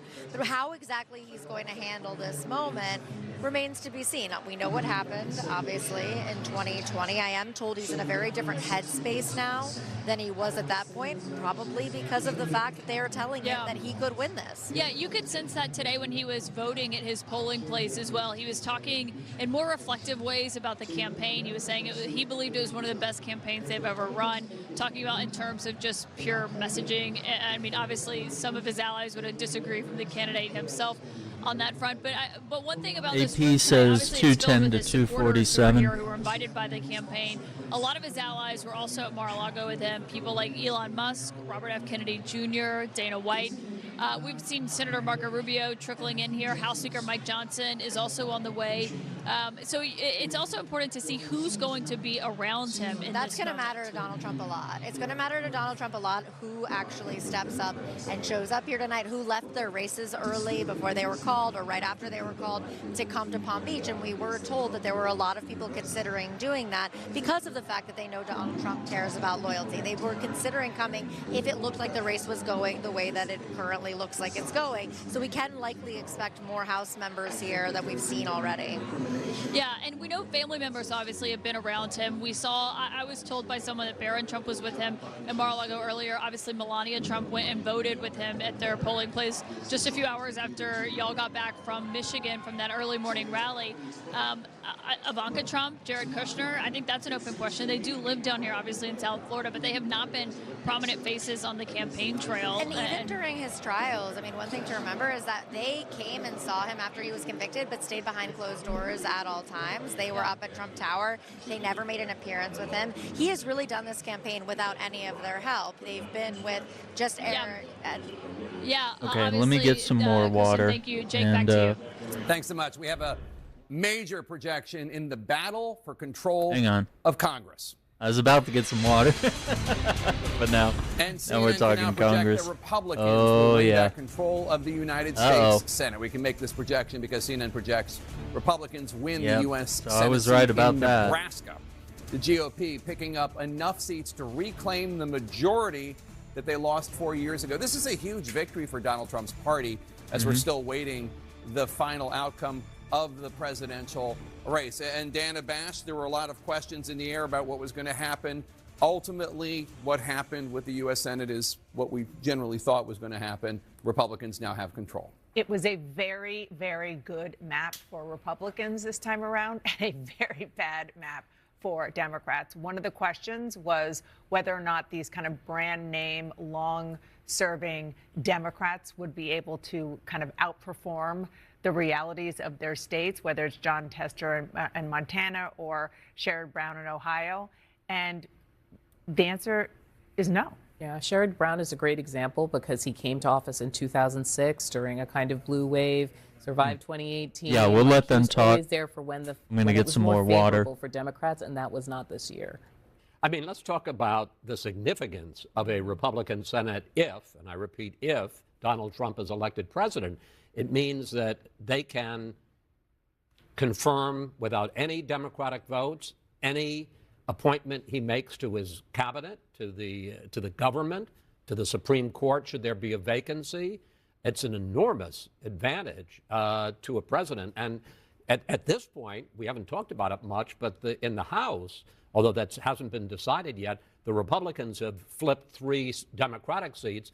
The Democrats haven't flipped a single Republican seat. So there is the possibility here of a complete united Republican government with Donald Trump as the president and with a Republican House and Senate, which means that in terms of appointments, in terms of immigration policy, economic policy, environmental policy, you name it, he could have a pretty blank check. So, for example, on immigration policy, which is something that we think that Donald Trump would, if he wins, want to enact something along the lines of the proposals he's made.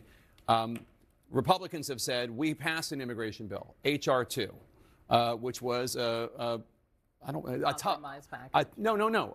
It wasn't a compromise package. It was a tough immigration bill. At least. It was H.R. 2. He's talking about the House. Sorry. The House version is what I'm saying. The Senate version was bipartisan. The House version, when you ask Speaker Johnson, what have you accomplished? He said, well, we passed all this legislation, but it just died in the Senate because Chuck Schumer wouldn't even allow a vote on it, assuming that Republicans hold on to the House, and we have no idea, but it's not crazy. But you're getting into a level of detail that I think, I mean, my point is just that Donald Trump campaigned on mass deportations. So this what I'm saying is this he could vote do was for. That's what I'm saying. My point is whatever Donald Trump wants, if they have the Senate now, if they get the White House and if they get the House, if they keep the House, whatever Donald Trump wants will become law. There will not be the backstop of the Senate controlled by Democrats. Did not want the backstop. This is what I'm trying to say. We may be looking at a map of voters who weren't looking to give him a backstop. That's what I'm saying. Yeah. Not to get too sort of dorky here, but I think it is still possible, if he is president, that some big pieces of legislation could be stopped in the United States Senate because legislation at this point still needs 60 votes. But it is the cabinet who he's going to have in his, not just in and around his administration, but again, the bench. That is all regular majority. Yeah, it's interesting when you think about it because the Supreme Court they ruled on the Chevron deference and basically said executive agencies can't have the untrammeled authority to do what they want. It has to be passed by Congress. And you could end up with the Democratic minority. I mean, again, all of this is somewhat speculative. Democratic minority in the Senate being able to block legislation and the Trump agencies not able to enact it on their own. Yep. Just one of many things that we would be talking about if Donald Trump does, in fact, win. We're not there yet. Jake, over to you. Thanks, Dan. Interesting. Let's bring you back to the key race alert and where we stand with the battleground states that we have not called yet. Pennsylvania, Donald Trump in the lead, 51.1% to Kamala Harris's 47.8%. Donald Trump has an almost 220,000 vote lead. That's with 93% of the estimated vote in from the great Keystone State. Michigan, Donald Trump up 52.4% to Harris's 45.8%. Donald Still Trump a good chunk of the vote to count, so I mean, I get why they're not calling it. There might still be hope for those they're looking forward to Harris. In Wisconsin, Donald Trump 51.2%, Harris 47.1%. Donald Trump with a more than 120,000 vote lead with an estimated 89% of the vote in from the Badger State of Wisconsin. Arizona, Donald Trump in the lead 50% to Harris's 49.1%. Donald Trump has a 16,000 plus vote lead with an estimated 53% of the vote in from Arizona. In Nevada, Donald Trump in the lead there, 51% to Kamala Harris's 47.4%. Donald Trump with a more than 37,000 vote lead, with 70% of the estimated vote in from Nevada. John King. You're looking at the map and we're watching, we're just trying to see. The only question really now is, well, the first question is, can the vice president win Pennsylvania? If she does not, Donald Trump is the next president of the United States. And then from there, if she wins Pennsylvania, Donald Trump still has other paths to 270. So for the vice president, your priority is here. And you'll notice all three of those states are red. That's the so-called blue wall. The blue wall is ruby red at the moment, not done counting the votes. So let's turn it off and wander through them, starting in your home state, the Commonwealth of Pennsylvania. Key thing here, these are close battleground states. Look at the size of Donald Trump's lead as we go through them. Right, Joe Biden wins this by 80,000 and change 4 years ago. Donald Trump is ahead with 93% of the vote in by 219,000 votes plus. Big lead. So that's hard to overcome when you're at 93%. And statewide so far, you're getting 48% if you round that up. Do the math at home. She has to get well in excess of that, hugely in excess of that when you're at 93% to have a chance to catch up. Hugely, way overperform where she has been throughout the night. Miracles happen. So you look here at Philadelphia. You can come here. This gets pretty stunning when you go through it county by county. We're not at the final results. Maybe the end will look a little better than this. Maybe the vice president can come back. But again, you look at here, Donald Trump getting 21% in Philadelphia, the vice president getting 78%. You go back when Joe Biden won the state, Donald Trump was at 18, the president was at 81. And you're seeing this over and over again. You go out to Bucks County here, Joe Biden at 52%. If you round that up, it's either showing that people flipped or they stayed home. Back here, I said early in the night, if this stays red, Donald Trump will win the Commonwealth maybe of it's a little Pennsylvania. bit of It's both. still red. Not done, but it's still red. This is the blue-collar suburban area. Your cops, your firefighters move out of the city to get a little house with a patch of grass. It gets a little bit bigger out here when you move out, but look at this. It's just, she's at 48%, 49% if you round that up. The President of the United States was at 52. Again, it's a very competitive battleground county, but to win Pennsylvania, you want to be on the top end in Bucks County, and at the moment, the vice president is on the losing end. Then you move over here to Lehigh County. This was the big conversation, right? Both candidates there in the final days because of the Madison Square Garden event. She wasn't about, able to appeal to those people in the way that Biden did. Latino votes because of this. Well, at the moment, Biden Harris, does have that way of appealing better to blue-collar voters. 51% for the vice president. She's winning the county, but she's not winning the county again. And granted, she didn't really have a lot of time. He had a home field advantage, maybe. It was only her campaign for a certain Donald amount Trump of was time. at his weakest, I We'll guess, see. you come out of that. So you can See how all this rationalize plays it away, out but we do the math here. And the over math the next is few that days, I'm she's sure. running behind. That's 53% for the president, and once again, the vice president. So there'll be a lot of conversations about blue-collar workers. Is it sexism? Is it racism? Is it because she didn't break with Biden on cost of living issues? This is going to be the conversation if this map continues. So you come back out again and you look. Here's a place. This is Trump country, Pennsylvania, Luzerne County, right? But you always look at sometimes the margins with it, where the other guy's winning or the other gal's winning. You just want to cut into their margins in a close battleground state.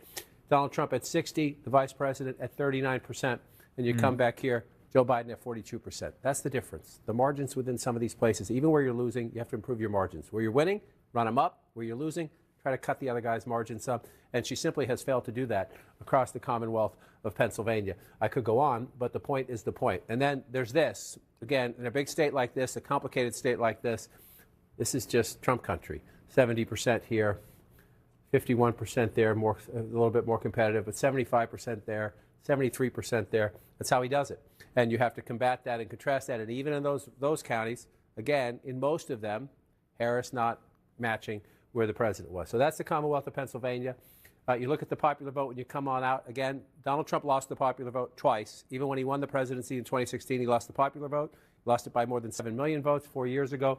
At the moment, I don't think Republicans won the he's 5 million popular votes votes in the since popular George vote. And again, Bush. you know Donald Trump would like that trophy. Before. In addition to winning 270 electoral votes, which he's not at yet, he's on a path to it, but he's not there yet. He would love that trophy. We'll see if he gets it. Michigan, George we're W. up to Bush. 67% now. This has been a slow walk. You're up to 67%, but again, 154,000 votes for the president 4 years ago. Donald Trump's lead is well in excess of that, 224,000 votes. You're at 67%, so there's more vote out. A lot of it is right here. This is essentially it. Just like I said, Philadelphia is And it. Detroit. If the vice president's going to give her a big lead. Probable mathematical comeback in the But Commonwealth of it doesn't Pennsylvania, matter. She it doesn't must get be based in Pennsylvania. Philadelphia. That's where the most people live. That's In where the most votes are at. The same for the vice president here in Michigan, only 32% in Wayne County. But again, this So will I don't be know. the conversation. If we get to the finish line, It's and the either- result is as it is. Look at Donald Trump at 41%. The red in Wayne mirage County. is- That's is Detroit true. and the suburbs around Detroit. Or maybe we're waiting on a big 30% blue in shift. 2020. 40% in 2024. If Donald Trump has a 10-point gain, very close in Detroit, Gonna that's be- Detroit, that's Dearborn, that's Hamtramck, that's Wayne, auto factory, auto workers here, inner city Detroit here. That's going to be a giant conversation in the Democratic Party now, much like this was in the late 1980s when Ronald Reagan flipped Macomb County from blue to red. Trump has flipped it back. You see Trump at 57%, 58% if you want to round that up. Again, this will be the conversation after. If this race continues where it's looking right now, 41% for the Democrat in Macomb County right now, 45% for Joe Biden 4 years ago. So pick your challenge. Black voters in the urban area, cities in general, blue-collar workers in places like Macomb County, blue-collar workers in places like Luzerne County or Lackawanna County. You keep going on. She's underperforming where Joe Biden was 4 years ago. There can be many reasons for that. I would say one of them was a very effective Trump ad, what she said on The View when they asked her, what would you change? She said, not a thing. The Trump campaign, Trump himself, flawed candidate, although people are going to say, you all said he was a flawed candidate. This looks pretty impressive. But Trump's the ad messaging, the cost of living thing where she said, not a thing. She tried to amend that answer later, but they turned that around pretty quickly. It was, without question, and we've been saying this all year, the most professional campaign that Trump has had in his 3 runs for president. I came over here because I want you to show me, even in the blue states, what's going on. Let's, like, for example, take me to New Jersey. All right, that's a state. I mean, just look at that. 51. It's with 80%, 88% in, so not all the votes in, but 51% to 46%. How did Joe Biden do? 5 points. 5 points better for Donald Trump. Look at him more than him. If you're a Democrat in a blue state, you're trying to figure out what's happening to my party. Is it all Trump? And I mean, there's a separate fascinating conversation going because a lot of the people who are going to be in that Republican Senate with a President Donald Trump, if this continues to go where it's going, as well as I do, people that voted for Biden. They wish he was not the leader of their party, but he is, and there's nothing they can do about it, and they know that, and so they're going to work with it. But again, so the Republican candidate for president 4 years ago got 41% in New Jersey. And the Republican candidate for president this time is getting 47% in New Jersey. There'll be all sorts of, nobody spent any ad money there. Nobody focused on the presidential race there. Make all the excuses you want. That's a problem. But it was a 16-point spread last time. Yeah. And it's a 5-point spread now. What about New York? Take me to New York. Come back out and come back in. The Empire State. Okay, so she's up by 11 percentage points. Not all the votes in, 92%. So 11 points. How did Biden do? A lot more. 23. 23. From 23 points to 11 So, I mean, points. even in the states where she's winning, it's not. And actually, you know what? Show me some of the counties. Can you go into like Queens and... You can come down here and you can get into Manhattan here. So Manhattan... And Manhattan is not Donald Trump territory. Right. It wasn't then. But I mean like Queens, Bronx. Now, you can wander around in here if you want to come over here to Bronx. So 27% for Donald Trump. Yeah. 83%. Yeah. So he made inroads in these outer boroughs as well. It's all about the blue wall as we wait for a final verdict in the battlegrounds of Pennsylvania and Michigan and Wisconsin. 3 potential deciders in this presidential race. We're expecting Donald Trump to speak any moment, but first we're going to squeeze in a quick break. We'll be right back. President of the United States. I think we'll see where things go tomorrow. We'll definitely tune back in on some more election coverage. I'm not sure when I'll get started. I'll just kind of be up and looking around at what everyone's reporting, and I'll probably keep up with more of this tonight as I'll probably stay awake a little later myself. But yeah, if we take a look just one more time here at what we kind of started with was looking at the Associated Press, and they have things set a little higher. CNN was saying 187 for Harris and 246 for Trump. Here at the Associated Press, they're saying 214 for Harris, 247 for Trump. And, they're just kind of showing here that Trump has a lead in these 3 states, and that is concerning because, Pennsylvania is one of them.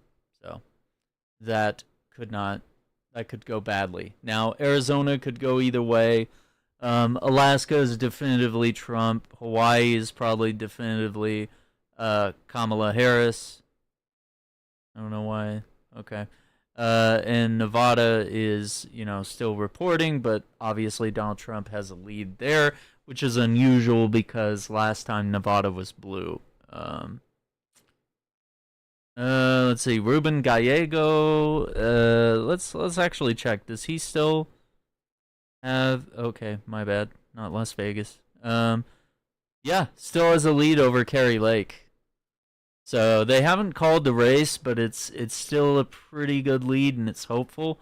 Ted Cruz, 90% reporting. They've definitely called that, where Colin Allred has lost to Ted Cruz. Of course, Josh Hawley has definitively won in Missouri. Rick Scott in Florida. Timothy Kaine has won Virginia. Kirsten Gillibrand has won New York. And Elizabeth Warren maintains Massachusetts, as well as Bernie Sanders maintained Vermont and Adam Schiff over in California. So, I mean, some of these are somewhat surprising, some are not surprising. Okay, Klobuchar was able to spin that around a little bit there. So let's see, did they say with 75% reporting? Yeah, it wasn't looking super great for her earlier tonight, but I think things have kind of moved around a little bit. And Marsha Blackburn, of course, definitive chokehold on Tennessee. Regardless of the larger cities like Nashville and Memphis. Nashville and Memphis being largely Democrat.